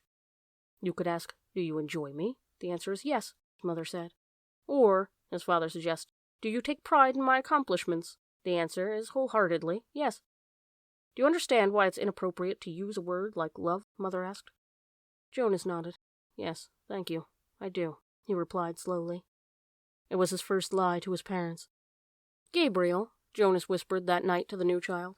The crib was in his room again, after Gabriel had slept soundly in the room for 4 nights.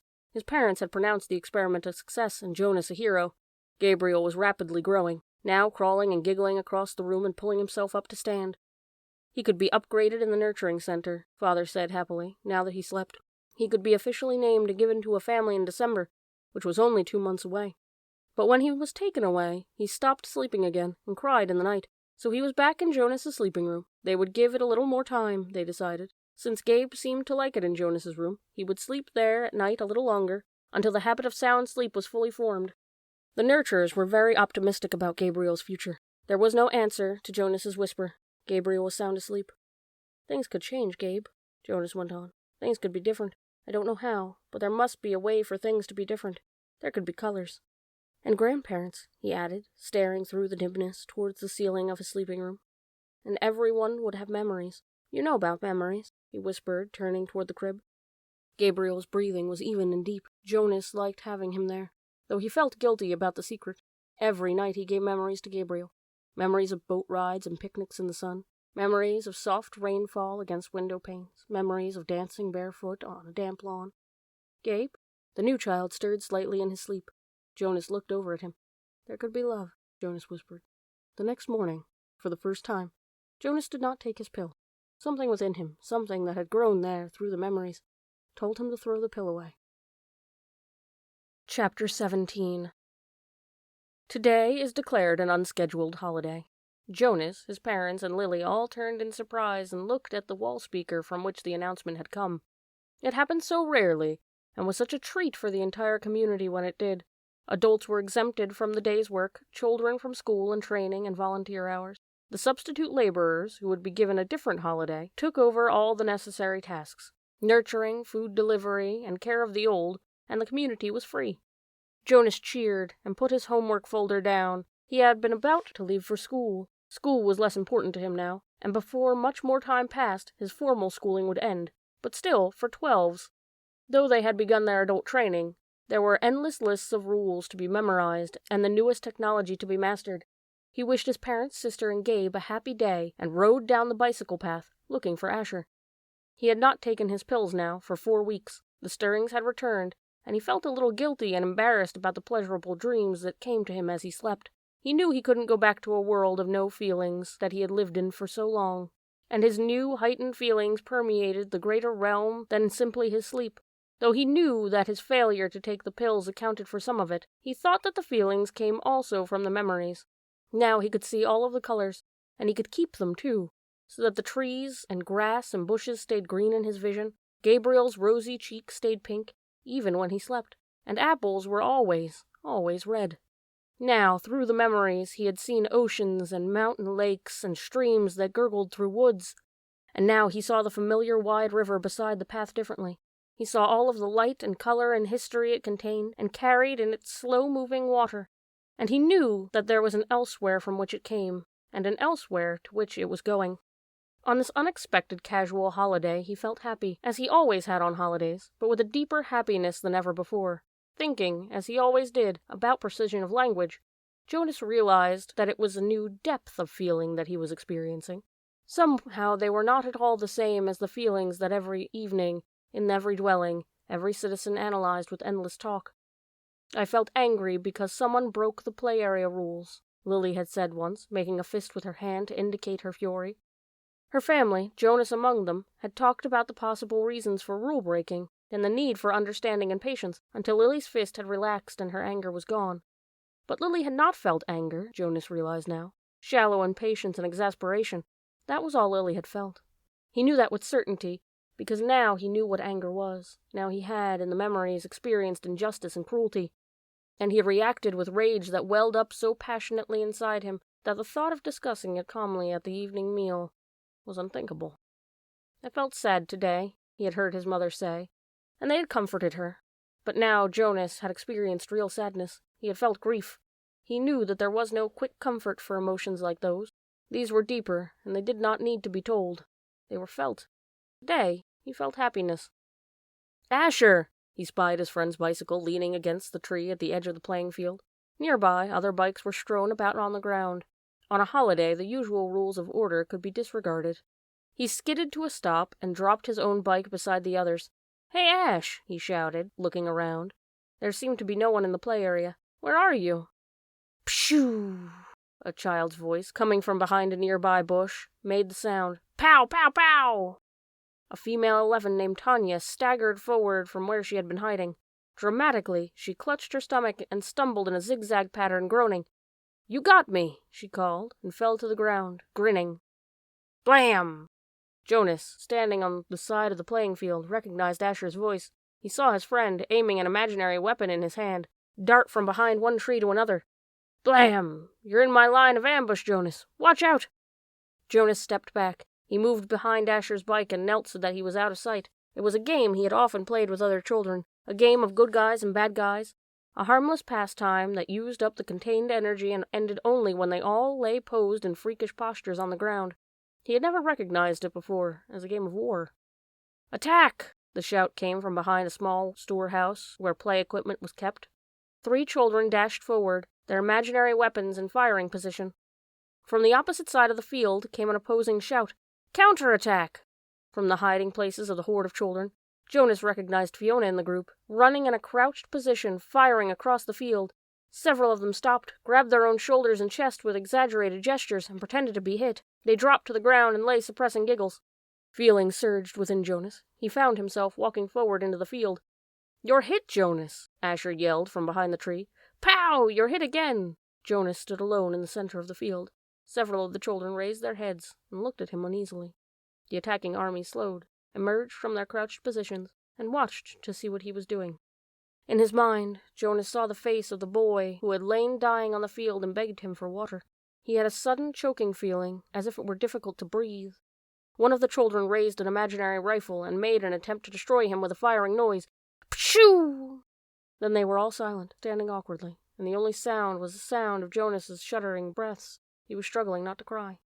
Gradually, when nothing happened, nothing changed, the children looked at each other nervously and went away. He heard the sounds as they righted their bicycles and began to ride down the path that led from the field. Only Asher and Fiona remained. "What's wrong, Jonas? It was only a game," Fiona said. "You ruined it," Asher said in an irritated voice. "Don't play it anymore," Jonas pleaded. "I'm the one who's training for assistant recreation director," Asher pointed out angrily. "Games aren't your area of expertness." "Expertise," Jonas corrected him automatically. "Whatever. You can't say what we play, even if you are going to be the new receiver." Asher looked warily at him. "I apologize for not paying you the respect you deserve," he mumbled. "Asher," Jonas said. He was trying to speak carefully, and with kindness, to say exactly what he wanted to say. "You had no way of knowing this. I didn't know it myself until recently. But it's a cruel game. In the past, there have—" "I said I apologize, Jonas." Jonas sighed. It was no use. Of course, Asher couldn't understand. "I accept your apology, Asher," he said wearily. "Do you want to go for a ride along the river, Jonas?" Fiona asked, biting her lip with nervousness. Jonas looked at her. She was so lovely. For a fleeting instant, he thought he would like nothing better than to ride peacefully along the river path, laughing and talking with his gentle female friend. But he knew that such times had been taken from him now. He shook his head. After a moment, the 2 friends turned and went to their bikes. He watched as they rode away. Jonas trudged to the bench beside the storehouse and sat down, overwhelmed with feelings of loss. His childhood, his friendships, his carefree sense of security, all of these things seemed to be slipping away. With his new heightened feeling, he was overwhelmed by sadness at the way the others had laughed and shouted, playing at war. But he knew that they could not understand why, without the memories. He felt such love for Asher and for Fiona, but they could not feel it back without the memories. And he could not give them those. Jonas knew with certainty that he could change nothing. Back in their dwelling that evening, Lily chattered merrily about the wonderful holiday she had had, playing with her friends, having her midday meal out of doors, and, she confessed, sneaking a very short try on her father's bicycle. "I can't wait to get my very own bicycle next month. Father's is too big for me. I fell," she explained matter-of-factly. "Good thing Gabe wasn't in the child seat." "A very good thing," Mother agreed, frowning at the idea of it. Gabriel waved his arms at the mention of himself. He had begun to walk just the week before. The few steps of a new child were always the occasion for celebration at the nurturing center, Father said, but also for the introduction of a discipline wand. Now, Father brought the slender instrument home with him each night, in case Gabriel misbehaved. But he was a happy and easy-going toddler. Now he moved unsteadily across the room, laughing. "Gay," he chirped. "Gay!" It was the way he said his own name. Jonas brightened. It had been a depressing day for him, after such a bright start. But he set his glum thoughts aside. He thought about starting to teach Lily to ride so that she could speed off proudly after her ceremony of 9, which would be coming soon. It was hard to believe that it was almost December again, that almost a year had passed since he had become a 12.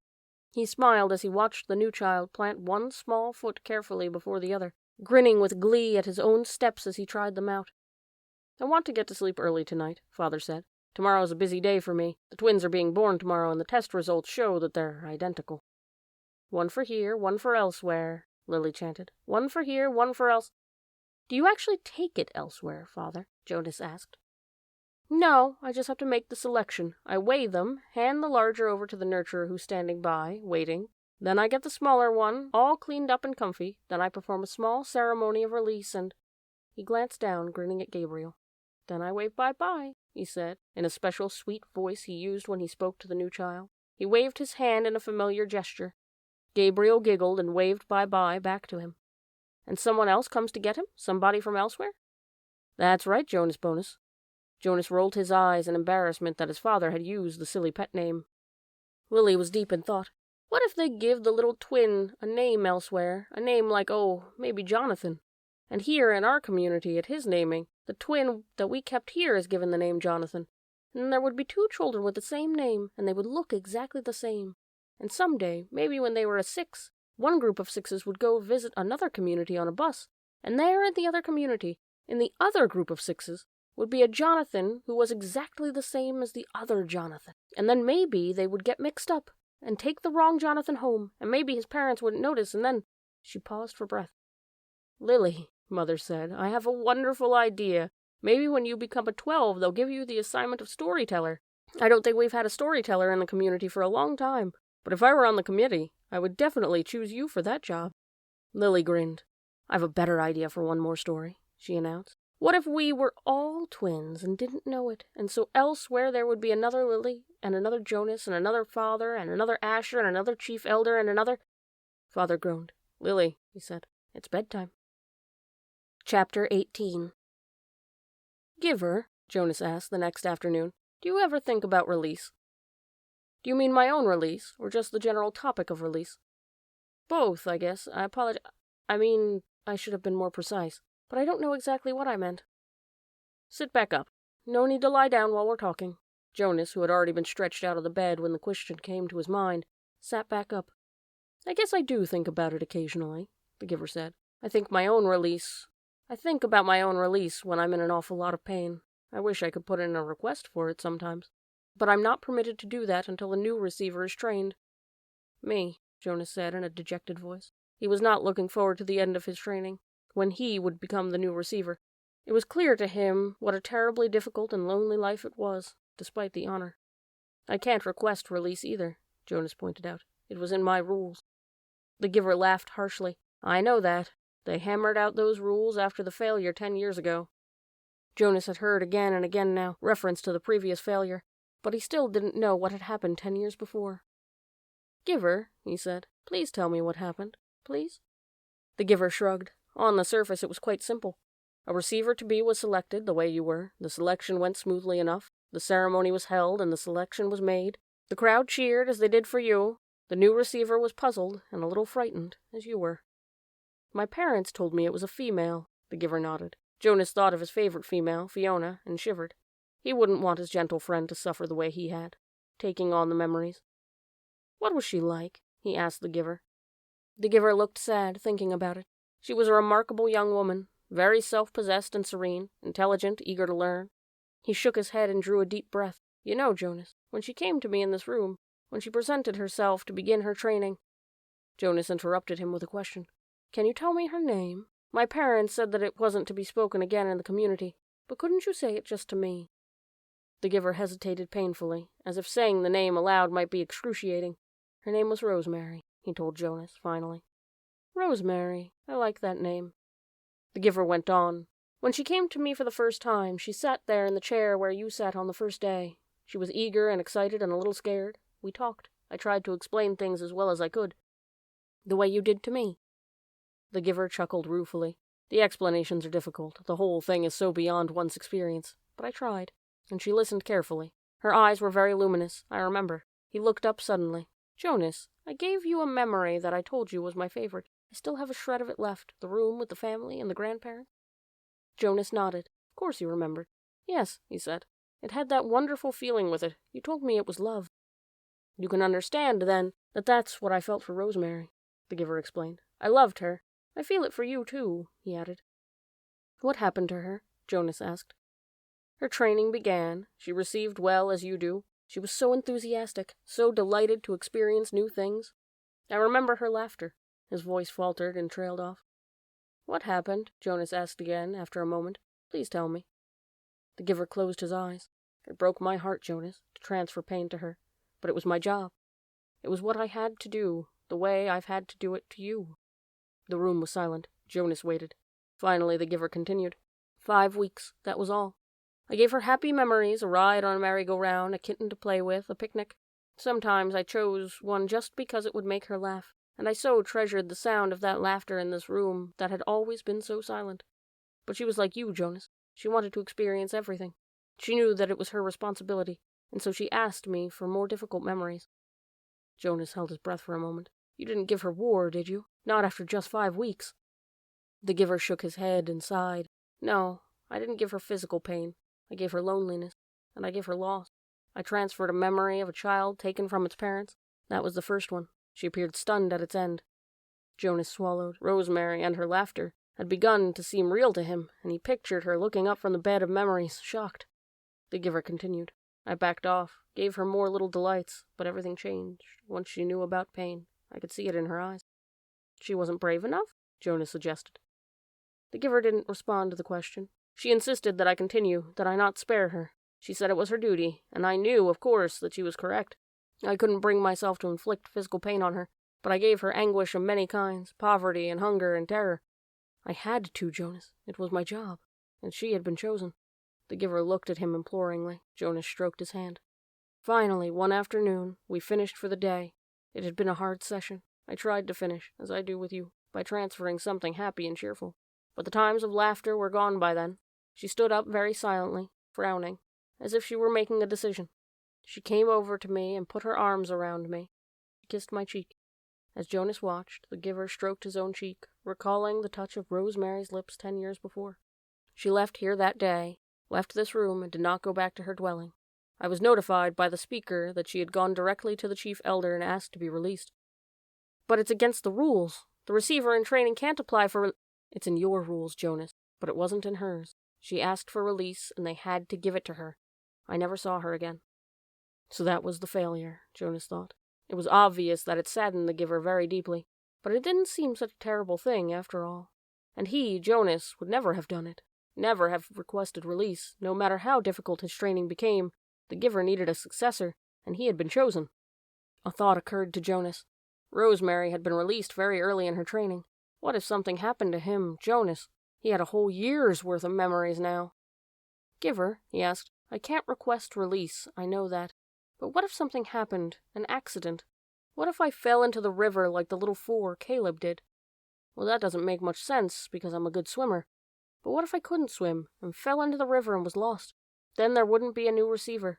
But you would already have given away an awful lot of important memories. So even though they would select a new receiver, the memories would be gone except for the shreds that you have left of them. And what if—" He started to laugh suddenly. "I sound like my sister Lily," he said, amused at himself. The giver looked at him gravely. "You just stay away from the river, my friend," he said. "The community lost Rosemary after 5 weeks, and it was a disaster for them. I don't know what the community would do if they lost you." "Why was it a disaster?" "I think I mentioned it to you once," the giver reminded him, "that when she was gone, the memories came back to the people.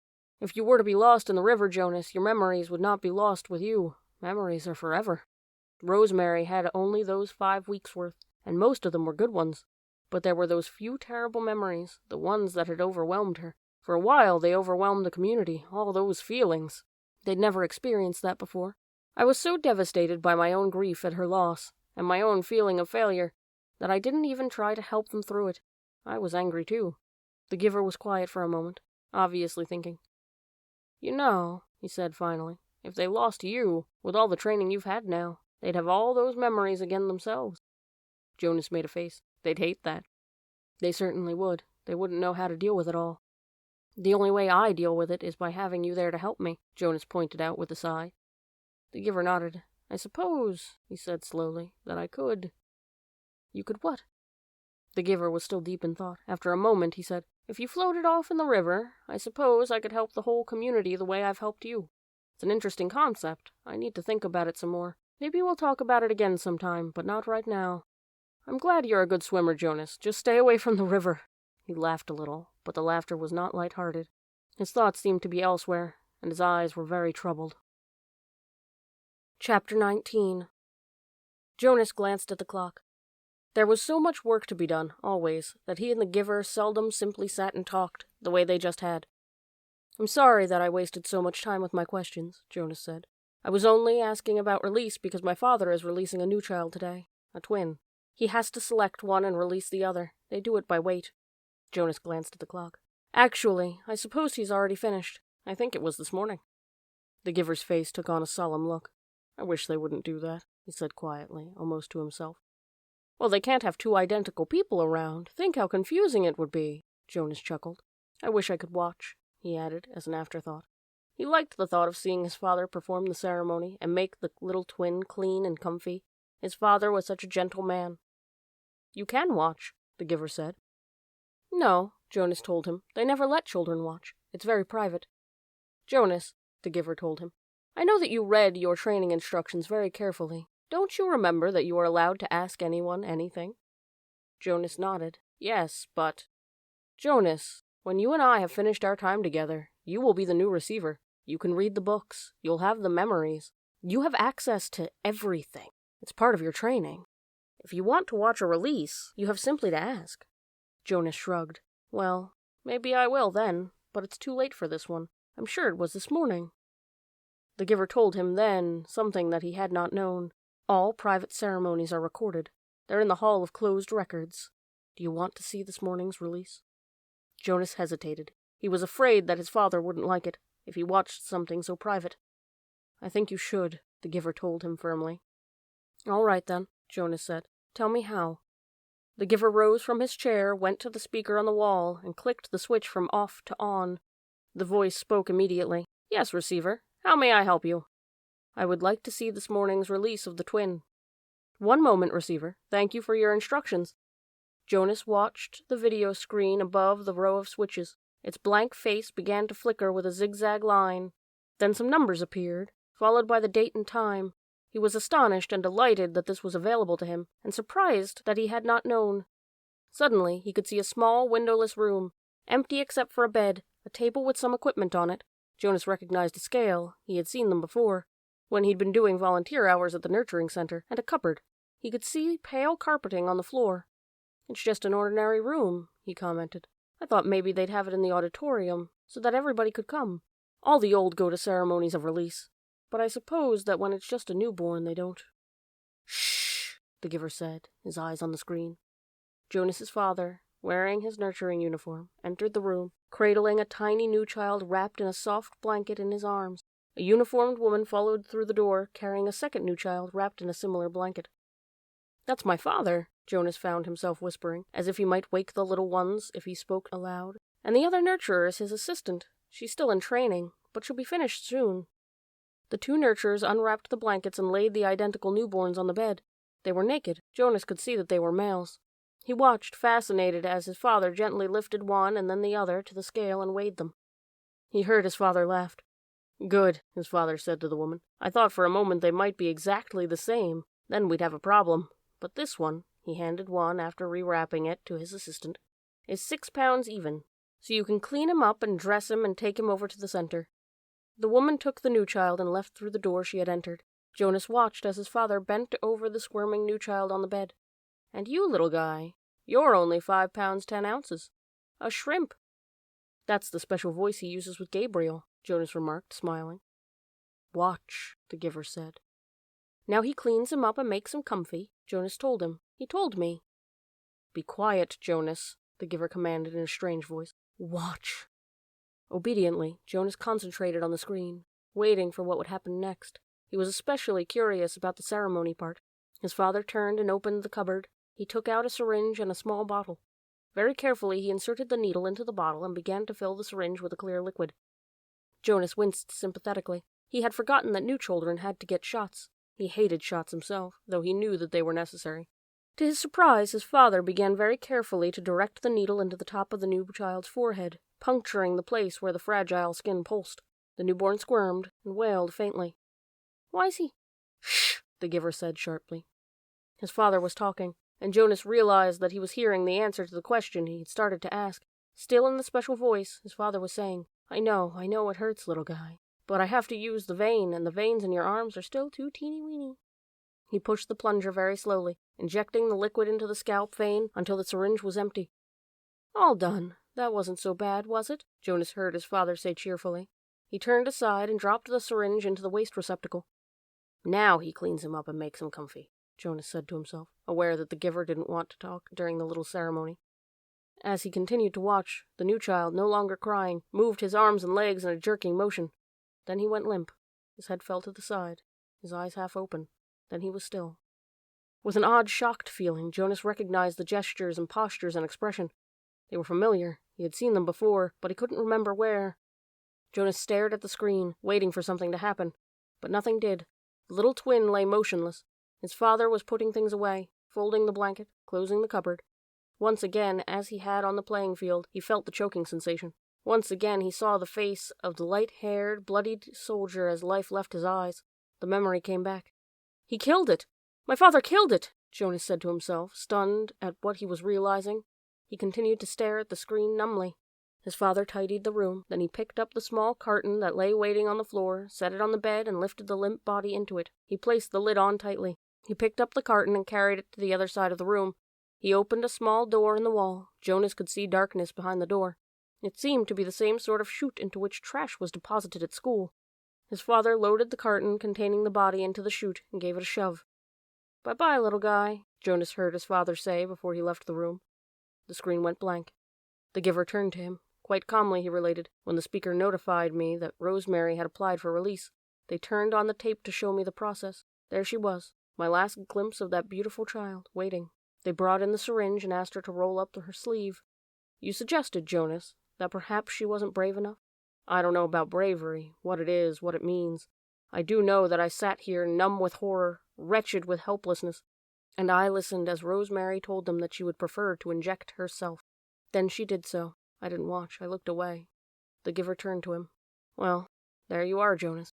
You were wondering about release," he said in a bitter voice. Jonas felt a ripping sensation inside him, the feeling of terrible pain clawing its way forward to emerge in a cry. Chapter 20. I won't go home. You can't make me." Jonas sobbed and shouted and pounded the bed with his fists. "Sit up, Jonas," the giver told him firmly. Jonas obeyed him. Weeping, shuddering, he sat on the edge of the bed. He would not look at the giver. "You may stay here tonight. I want to talk to you. But you must be quiet now while I notify your family unit. No one must hear you cry." Jonas looked up wildly. No one heard that little twin cry either. No one but my father. He collapsed into sobs again. The giver waited silently. Finally, Jonas was able to quiet himself, and he sat huddled, his shoulders shaking.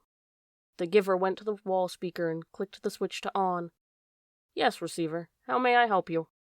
"Notify the new receiver's family unit that he will be staying with me tonight for additional training." "I will take care of that, sir. Thank you for your instructions," the voice said. "I will take care of that, sir. I will take care of that, sir," Jonas mimicked in a cruel, sarcastic voice. "I will do whatever you like, sir. I will kill people, sir. Old people? Small newborn people? I'd be happy to kill them, sir. Thank you for your instructions, sir. How may I help you?" He couldn't seem to stop. The giver grasped his shoulders firmly. Jonas fell silent and stared at him. "Listen to me, Jonas. They can't help it. They know nothing. You said that to me once before. I said it because it's true. It's the way they live. It's the life that was created for them. It's the same life that you would have if you had not been chosen as my successor." "But he lied to me," Jonas wept. "It's what he was told to do, and he knows nothing else. What about you? Do you lie to me too?" Jonas almost spat the question at the giver. "I am empowered to lie, but I've never lied to you." Jonas stared at him. "Release is always like that? For people who break the rules 3 times? For the old? Do they kill the old too?" "Yes, it's true." "And what about Fiona? She loves the old. She's in training to care for them. Does she know yet? What will she do when she finds out? How will she feel?" Jonas brushed wetness from his face with the back of one hand. "Fiona is already being trained in the fine art of release," the giver told him. "She's very efficient at her work, your red-haired friend. Feelings are not part of the life she's learned." Jonas wrapped his arms around himself and rocked his own body back and forth. "What should I do? I can't go back. I can't." The giver stood up. "First we will order our evening meal. Then we will eat." Jonas found himself using the nasty, sarcastic voice again. "Then we'll have a sharing of feelings." The giver gave a rueful, anguished, and empty laugh. "Jonas, you and I are the only ones who have feelings. We've been sharing them now for almost a year." I'm sorry, Giver, Jonas said miserably. I don't mean to be so hateful, not to you. The Giver rubbed Jonas's hunched shoulders. And after we eat, he went on, we'll make a plan. Jonas looked up, puzzled. A plan for what? There's nothing. There's nothing we can do. It's always been this way, before me, before you, before the ones who came before you, back and back and back. His voice trailed the familiar phrase. Jonas, the Giver said after a moment, it's true that it has been this way for what seems forever. But the memories tell us that it has not always been. People felt things once. You and I have been part of that, so we know. We know that they once felt things like pride and sorrow and love, Jonas added, remembering the family scene that had so affected him. And pain, he thought again of the soldier. The worst part of holding the memories is not the pain, it's the loneliness of it. Memories need to be shared. I've started to share them with you, Jonas said, trying to cheer him. That's true, and having you here with me over the past year has made me realize that things must change. For years I felt they should, but it seemed so hopeless. Now, for the first time, I think there might be a way, the Giver said slowly. And you brought it to my attention, barely. He glanced at the clock. 2 hours ago. Jonas watched him and listened. It was late at night now. They had talked and talked. Jonas sat wrapped in a robe belonging to the Giver, the long robe that only elders wore. It was possible, what they had planned, barely possible. If it failed, he would very likely be killed. But what did that matter? If he stayed, his life was no longer worth living. Yes, he told the Giver. I'll do it. I think I can do it. I'll try anyway. But I want you to come with me. The Giver shook his head. Jonas, he said, the community has depended, all these generations, back and back and back, on a resident receiver to hold their memories for them. I've turned over many of them to you in the past year, and I can't take them back. There's no way for me to get them back if I have given them. So if you escape once you are gone, and Jonas, you know that you can never return. Jonas nodded solemnly. It was the terrifying part. Yes, he said, I know, but if you come with me. The Giver shook his head and made a gesture to silence him. He continued, if you get away, if you get beyond, if you get to elsewhere, it will mean that the community has to bear the burden themselves of the memories you had been holding for them. I think that they can, and that they will acquire some wisdom, but it will be desperately hard for them. When we lost Rosemary 10 years ago and her memories returned to the people, they panicked, and those were such few memories compared to yours. When your memories return, they'll need help. Remember how I helped you in the beginning, when the receiving of memories was new to you? Jonas nodded. It was scary at first, and it hurt a lot. You needed me then, and now they will. It's no use. They'll find someone to take my place. They'll choose a new receiver. There's no one ready for training, not right away. Oh, they'll speed up the selection, of course, but I can't think of another child who has the right qualities. There's a little female with pale eyes, but she's only a 6. That's correct. I know the one you mean. Her name is Catherine, but she's too young. So they will be forced to bear those memories. I want you to come, Giver, Jonas pleaded. No, I have to stay here, the Giver said firmly. I want to, Jonas. If I go with you and together we take away all their protection from the memories, Jonas, the community will be left with no one to help them. They'll be thrown into chaos. They'll destroy themselves. I can't go. Giver, Jonas suggested, you and I don't need to care about the rest of them. The Giver looked at him with a questioning smile. Jonas hung his head. Of course they needed to care. It was the meaning of everything. And in that case, Jonas, the Giver sighed, I wouldn't make it. I'm very weakened now. Do you know that I no longer see colors? Jonas's heart broke. He reached for the Giver's hand. You have the colors, the Giver told him, and you have the courage. I will help you have the strength. A year ago, Jonas reminded him, when I had just become 12, when I began to see the first color, you told me that the beginning had been different for you, but that I wouldn't understand. The Giver brightened. That's true. And do you know, Jonas, that with all your knowledge now, with all your memories, with all you've learned, still you won't understand? Because I've been a little selfish. I haven't given any of it to you. I wanted to keep it for myself to the last. Keep what? When I was a boy, younger than you, it began to come to me. It wasn't the seeing beyond for me. It was different. For me, it was hearing beyond. Jonas frowned, trying to figure that out. What did you hear? He asked. Music, the Giver said, smiling. I began to hear something truly remarkable. It is called music. I'll give you some before I go. Jonas shook his head emphatically. No, Giver, he said. I want you to keep that. To have that with you when I'm gone. Jonas went home the next morning, cheerfully greeted his parents, and lied easily about what a busy, pleasant night he had had. His father smiled and lied easily, too, about his busy and pleasant day the day before. Throughout the school day, as he did his lessons, Jonas went over the plan in his head. It seemed startlingly simple. Jonas and the Giver had gone over it and over it, late into the night hours. For the next 2 weeks, as the time for the December ceremony approached, Giver would transfer every memory of courage and strength that he could to Jonas. He would need those to help him find the elsewhere that they were both sure existed. They knew it would be a very difficult journey. Then, in the middle of the night before the ceremony, Jonas would secretly leave his dwelling. This was probably the most dangerous part, because it was a violation of a major rule for any citizen not on official business to leave a dwelling at night. "I'll leave at midnight," Jonas said. "The food collectors will be done picking up the evening meal remains by then, and the path maintenance crews don't start their work that early, so there won't be anyone to see me, unless, of course, someone is out on emergency business." "I don't know what you should do if you are seen, Jonas," the Giver had said. "I have memories, of course, of all kinds of escapes, people fleeing from terrible things throughout history, but every situation is individual. There is no memory of one like this." "I'll be careful," Jonas said. "No one will see me. As receiver in training, you're held in very high respect already, so I think you won't be questioned very forcefully. I'd just say I was on some important errand for the receiver. I'd say it was all your fault that I was out after hours," Jonas teased. They both laughed a little nervously, but Jonas was certain that he could slip away unseen from his house, carrying an extra set of clothes. Silently, he would take his bicycle to the riverbank and leave it there, hidden in bushes, with the clothing folded beside it. Then he would make his way through the darkness, on foot, silently to the annex.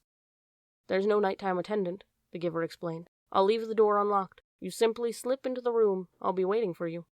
His parents would discover, when they woke, that he was gone. They would also find a cheerful note from Jonas on the bed, telling them that he was going for an early morning ride along the river, that he would be back for the ceremony.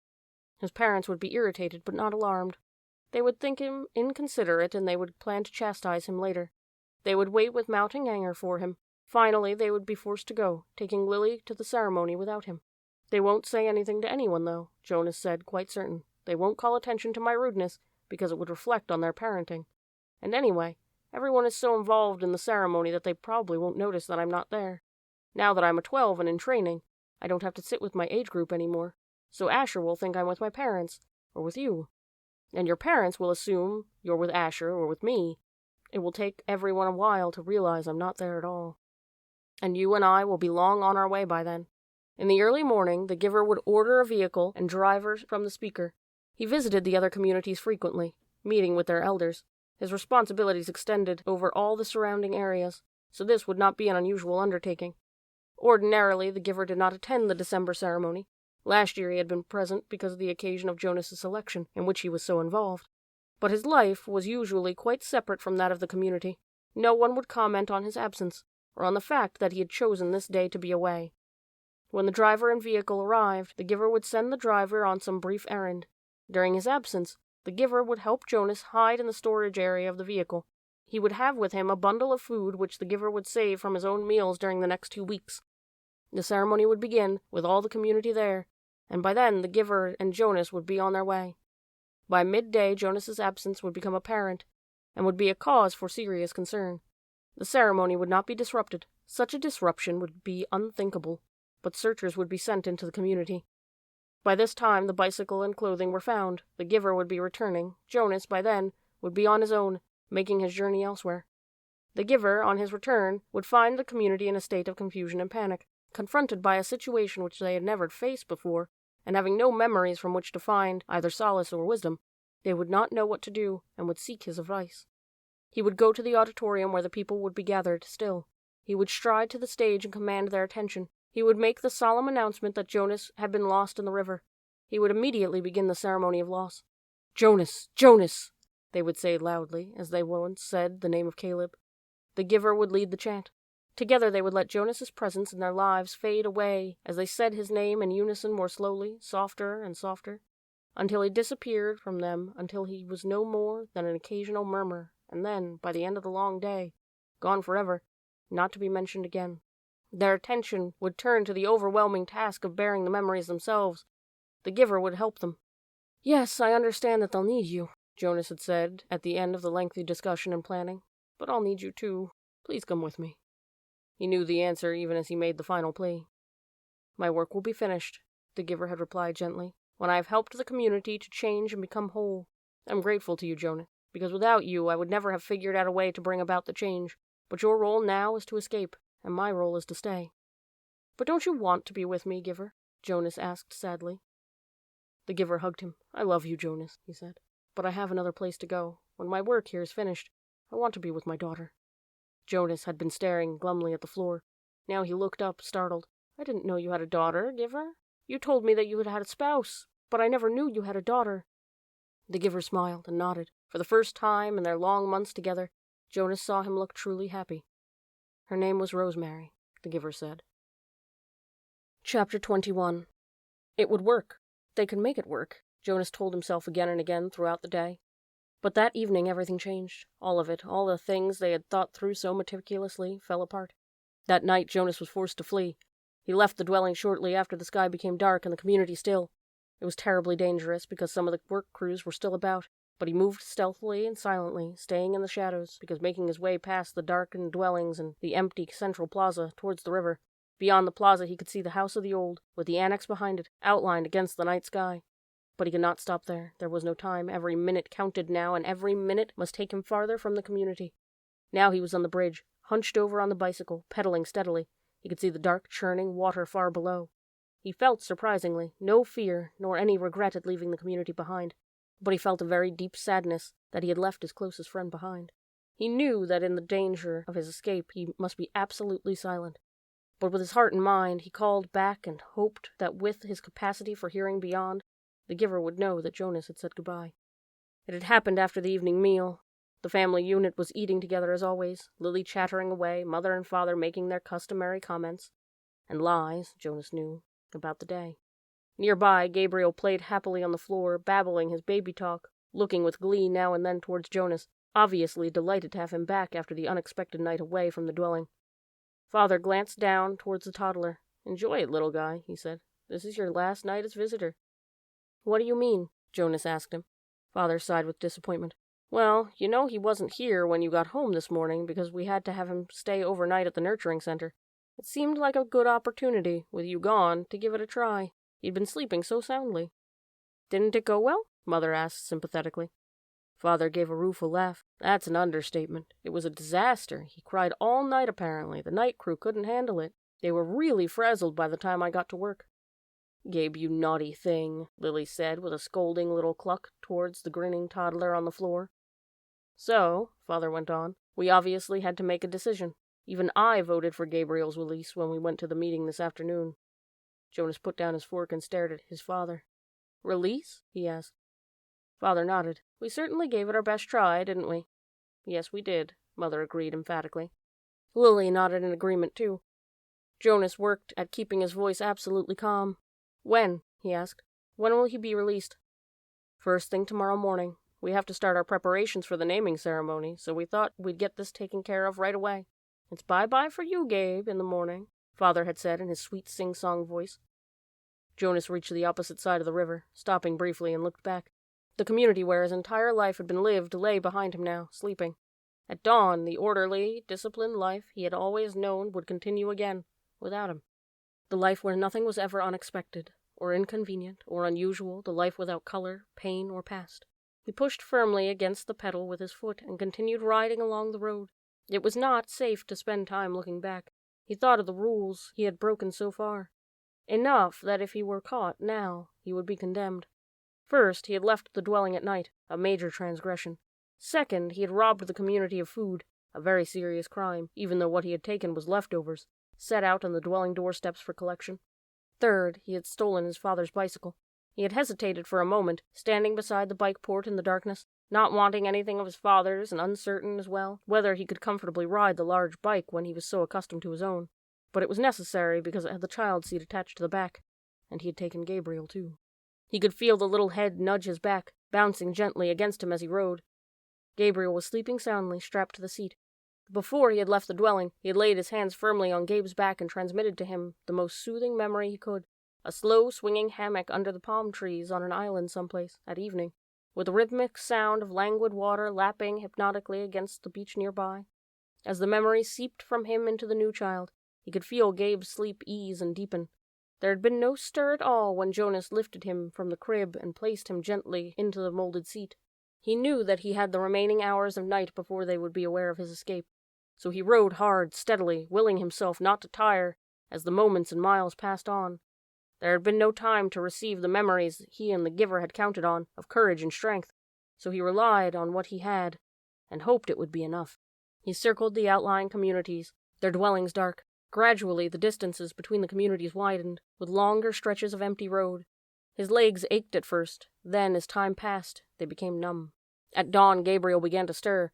They were in an isolated place. Fields on either side of the road were dotted with thickets of trees here and there. He saw a stream and made his way to it across the rutted, bumpy meadow. Gabriel, wide awake now, giggled as the bicycle jolted him up and down. Jonas unstrapped Gabe, lifted him from the bike, and watched him investigate the grass and twigs with delight. Carefully, he hid the bicycle in thick bushes. "Morning meal, Gabe." He unwrapped some of the food and fed them both. Then he filled the cup he had brought with water from the stream and held it for Gabriel to drink. He drank thirstily himself and sat by the stream, watching the new child play. He was exhausted. He knew he must sleep, resting his own muscles and preparing himself for more hours on the bicycle. It would not be safe to travel in daylight. They would come looking for him soon. He found a place deeply hidden in the trees, took the new child there and lay down, holding Gabriel in his arms. Gabe struggled cheerfully as if it were a wrestling game, the kind they had played back in the dwelling, with tickles and laughter. "Sorry, Gabe," Jonas told him. "I know it's morning, and I know you just woke up, but we have to sleep now." He cuddled the small body close to him and rubbed the little back. He murmured to Gabriel soothingly. Then he pressed his hands firmly and transmitted a memory of deep, contented exhaustion. Gabriel's head nodded after a moment and fell asleep on Jonas's chest. Together the fugitives slept through the first dangerous day. The most terrifying thing was the plains. By now, days had passed. Jonas no longer knew how many. The journey had become automatic. The sleep by days, hidden in underbush and trees, the finding of water, the careful division of scraps of food, augmented by what he could find in the fields, and the endless miles on the bicycle at night. His leg muscles were taut now. They ached when he settled himself to sleep, but they were stronger, and he stopped now less often to rest. Sometimes he paused and lifted Gabriel down for a brief bit of exercise, running down the road or through the field together in the dark. But always, when he returned, strapped the uncomplaining toddler into the seat again, and remounted. His legs were ready. So he had enough strength of his own, and had not needed what the giver might have provided had there been time. But when the planes came, he wished that he would have received the courage. He knew they were search planes. They flew so low that they woke him with the noise of their engines, and sometimes, looking out and up fearfully from the hiding places, he could almost see the faces of the searchers. He knew that they could not see color, that their flesh, as well as Gabriel's light golden curls, would be no more than smears of gray against the colorless foliage. But he remembered that his science and technology studies at school, that the search planes used heat-seeking devices which could identify body warmth and would hone in on two humans huddled in shrubbery. So always, when he heard the aircraft sound, he reached to Gabriel and transmitted memories of snow, keeping some for himself. Together they became cold, and when the planes were gone, they would shiver, holding each other, until sleep came again. Sometimes, urging the memories into Gabriel, Jonas felt that they were more shallow, a little weaker than they had been. It was what he had hoped, and what he and the giver had planned, that as he moved away from the community, he would shed the memories and leave them behind for the people. But now when he needed them, when the planes came, he tried hard to cling to what he still had, cold, and to use it for their survival. Usually the aircraft came by day, when they were hiding, but he was alert at night now too, on the road, always listening intently for the sound of engines. Even Gabriel listened, and he would call out, "Plane! Plane!" sometimes before Jonas had heard the terrifying noise. When the aircraft searchers came, as they did occasionally, during the night as they rode, Jonas sped to the nearest tree or bush, dropped to the ground, made himself and Gabriel cold. But it was sometimes a frighteningly close call. As he pedaled through the nights, through isolated landscape now, with the communities far behind and no sign of human habitation around him or ahead, he was constantly vigilant, looking for the next nearest hiding place should the sound of engines come. But the frequency of the planes diminished. They came less often and flew, when they did come, less slowly, as if the search had become haphazard or no longer hopeful. Finally, there was an entire day and night when they did not come at all. Chapter 22. Now the landscape was changing. It was a subtle change, hard to identify at first. The road was narrower and bumpy, apparently no longer tended to by road crews. It was harder, suddenly, to balance on the bike, and the front wheel wobbled over stones and ruts. One night Jonas fell when the bike jolted to a sudden stop against a rock. He grabbed instinctively for Gabriel, and the new child, strapped tightly in his seat, was uninjured, only frightened when the bike fell to its side.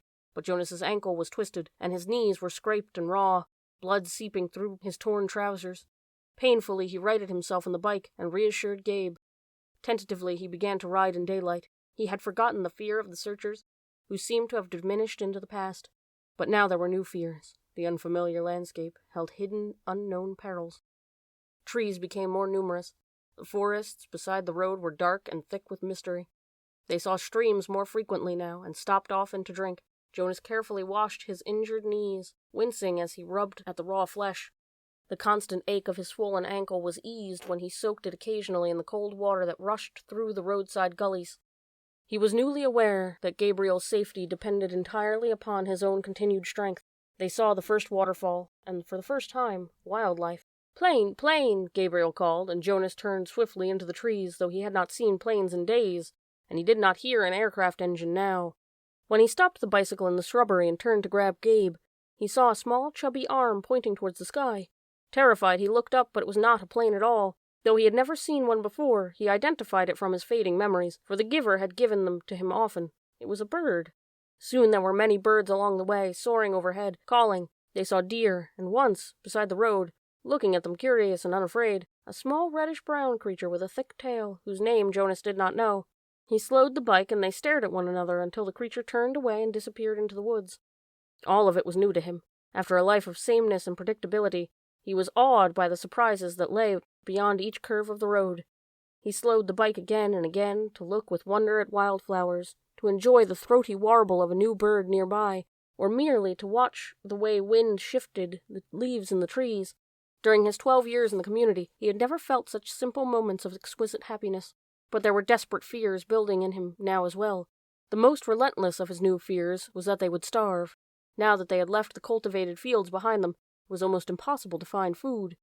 They finished the meager store of potatoes and carrots that they had saved from the last agricultural area, and now they were always hungry. Jonas knelt by a stream and tried, without success, to catch a fish with his hands. Frustrated, he threw rocks into the water, knowing even as he did so that it was useless. Finally, in desperation, he fashioned a makeshift net, looping the strands of Gabriel's blanket around a curved stick. After countless tries, the net yielded 2 flopping silvery fish. Methodically, Jonas hacked them to pieces with a sharp rock and fed the raw shreds to himself and Gabriel. They ate some berries and tried without success to catch a bird. At night, while Gabriel slept beside him, Jonas lay awake, tortured by hunger, and remembered his life in the community where meals were delivered to each dwelling every day. He tried to use the flagging power of his memory to recreate meals, and managed brief, tantalizing fragments, banquets with huge roasted meats, birthday parties with thick frosted cakes, and lush fruits picked and eaten, sun-warmed and dripping from trees. But when the memory glimpses subsided, he was left with the gnawing, painful emptiness. Jonas remembered, suddenly and grimly, the time in his childhood when he had been chastised for misusing the word. The word had been starving. "You've never been starving," he had been told. "You will never be starving." Now he was. If he had stayed in the community, he would not be. It was as simple as that. Once he had yearned for choice. Then, when he had had the choice, he made a wrong one, the choice to leave, and now he was starving. But if he had stayed, his thoughts continued, if he had stayed, he would have starved in other ways. He would have lived a life hungry for feelings, for love, for color. And Gabriel? For Gabriel, there would be no life at all, so there had not really been a choice. It became a struggle to ride the bicycle as Jonas weakened from lack of food, and he realized at the same time that he was encountering something that he had for a long time yearned to see. Hills. His sprained ankle throbbed as he was forced to pedal downward in an effort that was almost beyond him. And the weather was changing. It rained for 2 days. Jonas had never seen rain, though he had experienced it often in the memories. He had liked those rains, enjoyed the feeling of it, but this was different. He and Gabriel became cold and wet, and it was hard to get dry, even when sunshine occasionally followed. Gabriel had not cried during the long, frightening journey. Now he did. He cried because he was hungry and cold and terribly weak. Jonas cried too, for the same reasons, and another reason as well. He wept because he was afraid now that he could not save Gabriel.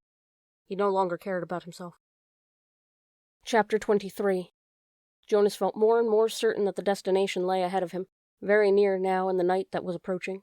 None of his senses confirmed it. He saw nothing ahead except the endless ribbon of road unfolding and twisting narrows and curves. He had heard no sound ahead, yet he felt it, felt that elsewhere was not far away. But he had little hope left that he would be able to reach it. His hope diminished further when the sharp, cold air began to blur and thicken with swirling white. Gabriel, wrapped in his inadequate blanket, was hunched, shivering, and silent in his little seat. Jonas stopped the bike wearily, lifted the child down, and realized with heartbreak how cold and weak Gabe had become. Standing in the freezing mound that was thickening around his numb feet, Jonas opened his own tunic and held Gabriel to his bare chest, and tied the torn and dirty blanket around them both. Gabriel moved feebly against him and whimpered briefly into the silence that surrounded them. Dimly, from a nearly forgotten perception as blurred as the substance itself, Jonas recalled what the whiteness was. "It's called snow, Gabe," Jonas whispered. "Snowflakes. They fall down from the sky, and they're very beautiful." There was no response from the child, who had once been so curious and alert. Jonas looked down through the dusk at the little head against his chest. Gabriel's curly hair was matted and filthy, and there were tear stains outlined in the dirt on his pale cheeks. His eyes were closed. As Jonas watched, a snowflake drifted down and was caught briefly for a moment's sparkle in the tiny fluttering eyelashes. Wearily, he remounted the bicycle. A steep hill loomed ahead. In the best of conditions, the hill would have been a difficult, demanding ride, but the now rapidly deepening of snow obscured the narrow road and made the ride impossible. His front wheel moved forward imperceptibly as he pushed the pedals with his numb, exhausted legs, but the bicycle stopped. It would not move. He got off and let it drop sideways into the snow. For a moment he thought how easy it would be to drop beside it himself, to let himself and Gabriel slide into the softness of snow, the darkness of night, the warm comfort of sleep. But he had come this far. He must try to go on. The memories had fallen behind him now, escaping from his protection to return to the people of his community. Were there any left at all? Could he hold on to the last bit of warmth? Did he still have the strength to give? Could Gabriel still receive? He pressed his hands into Gabriel's back and tried to remember sunshine. For a moment, it seemed that nothing came to him, that his power was completely gone. Then it flickered suddenly, and he felt tiny tongues of heat begin to creep across and into his frozen feet and legs. He felt his face begin to glow, with the tense cold skin of his arms and hands relax. For a fleeting second, he felt that he wanted to keep it for himself, to let himself bathe in sunlight, unburdened by anything or anyone else. But the moment passed, and was followed by an urge, a need, a passionate yearning to share the warmth with the one person left for him to love. Aching from the effort, he forced the memory of warmth into the thin, shivering body in his arms. Gabriel stirred. For a moment they were both bathed in warmth and renewed strength as they stood hugging each other from the blinding snow. Jonas began to walk up the hill. The memory was agonizingly brief. He had trudged no more than a few yards through the night when it was gone and they were cold again. But his mind was alert now. Warming himself ever so briefly had shaken away the lethargy and resignation and restored his will to survive. He began to walk faster on feet that he could no longer feel, but the hill was treacherously steep. He was impeded by snow and his own lack of strength. He didn't make it very far before he stumbled and fell forward. On his knees, unable to rise, Jonas tried a second time. His consciousness grasped a wisp of another warm memory and tried desperately to hold it there, to enlarge it, to pass it to Gabriel. His spirits and strength lifted with momentary warmth, and he stood. Again Gabriel stirred against him as he began to climb. But the memory faded, leaving him colder than before. If only he had time to receive more warmth from the giver before he escaped. Maybe there would be more left for him now, but there was no purpose in if-onlys. His entire concentration now had to be on moving his feet, warming Gabriel and himself, and going forward. He climbed, stopped, and warmed them both briefly again, with a tiny scrap of memory that seemed certainly to be all he had left. The top of the hill seemed so far away, and he did not know what lay beyond, but there was nothing left to do but to continue. He trudged upward. As he approached the summit of the hill at last, something began to happen. He was not warmer. If anything, he felt more numb and more cold. He was not less exhausted. On the contrary, his steps were leaden, and he could barely move his freezing, tired legs. But he began, suddenly, to feel happy. He began to recall happy times. He remembered his parents and his sister. He remembered his friends Asher and Fiona. He remembered the giver. Memories of joy flooded through him suddenly. He reached the place where the hill crested, and he could feel the ground under his snow-covered feet become level. It would not be uphill any more. "We're almost there, Gabriel," he whispered, feeling quite certain without knowing why. "I remember this place, Gabe." And it was true, but it was not a grasping of a thin and burdensome recollection. This was different. This was something that he could keep. It was a memory of his own. He hugged Gabriel and rubbed him briskly, warming him to keep him alive. The wind was bitterly cold. The snow swirled, blurring his vision, but somewhere ahead, through the blinding storm, he knew there was warmth and light. Using his final strength and a special knowledge that was deep within him, Jonas found the sled that was waiting for him at the top of the hill. Numbly, his hands fumbled for the rope, and he settled himself on the sled and hugged Gabe close. The hill was steep, but the snow was powdery and soft, and he knew that this time there would be no ice, no fall, no pain. Inside his freezing body, his heart surged with hope. They started down. Jonas felt himself losing consciousness, and with his whole being willed himself to stay upright atop the sled, clutching Gabriel, keeping him safe. The runners sliced through the snow, and the wind whipped at his face as they sped in a straight line through the incision that seemed to lead to the final destination, the place that he had always felt was waiting, the elsewhere that held their future and their past. He forced his eyes open as they went downward, sliding, and all at once he could see lights, and he recognized them now. He knew they were shining through the windows of rooms, that they were red and blue and yellow lights that twinkled from the trees and places where families created and kept memories, where they celebrated love. Downward, faster and faster. Suddenly he was aware with certainty and joy that below, ahead, they were waiting for him, and that they were waiting, too, for the baby. For the first time he heard something that he knew to be music. He heard people singing. Behind him, across the vast distances of space and time, from the place he had left, he thought he had heard music too, but perhaps it was only an echo.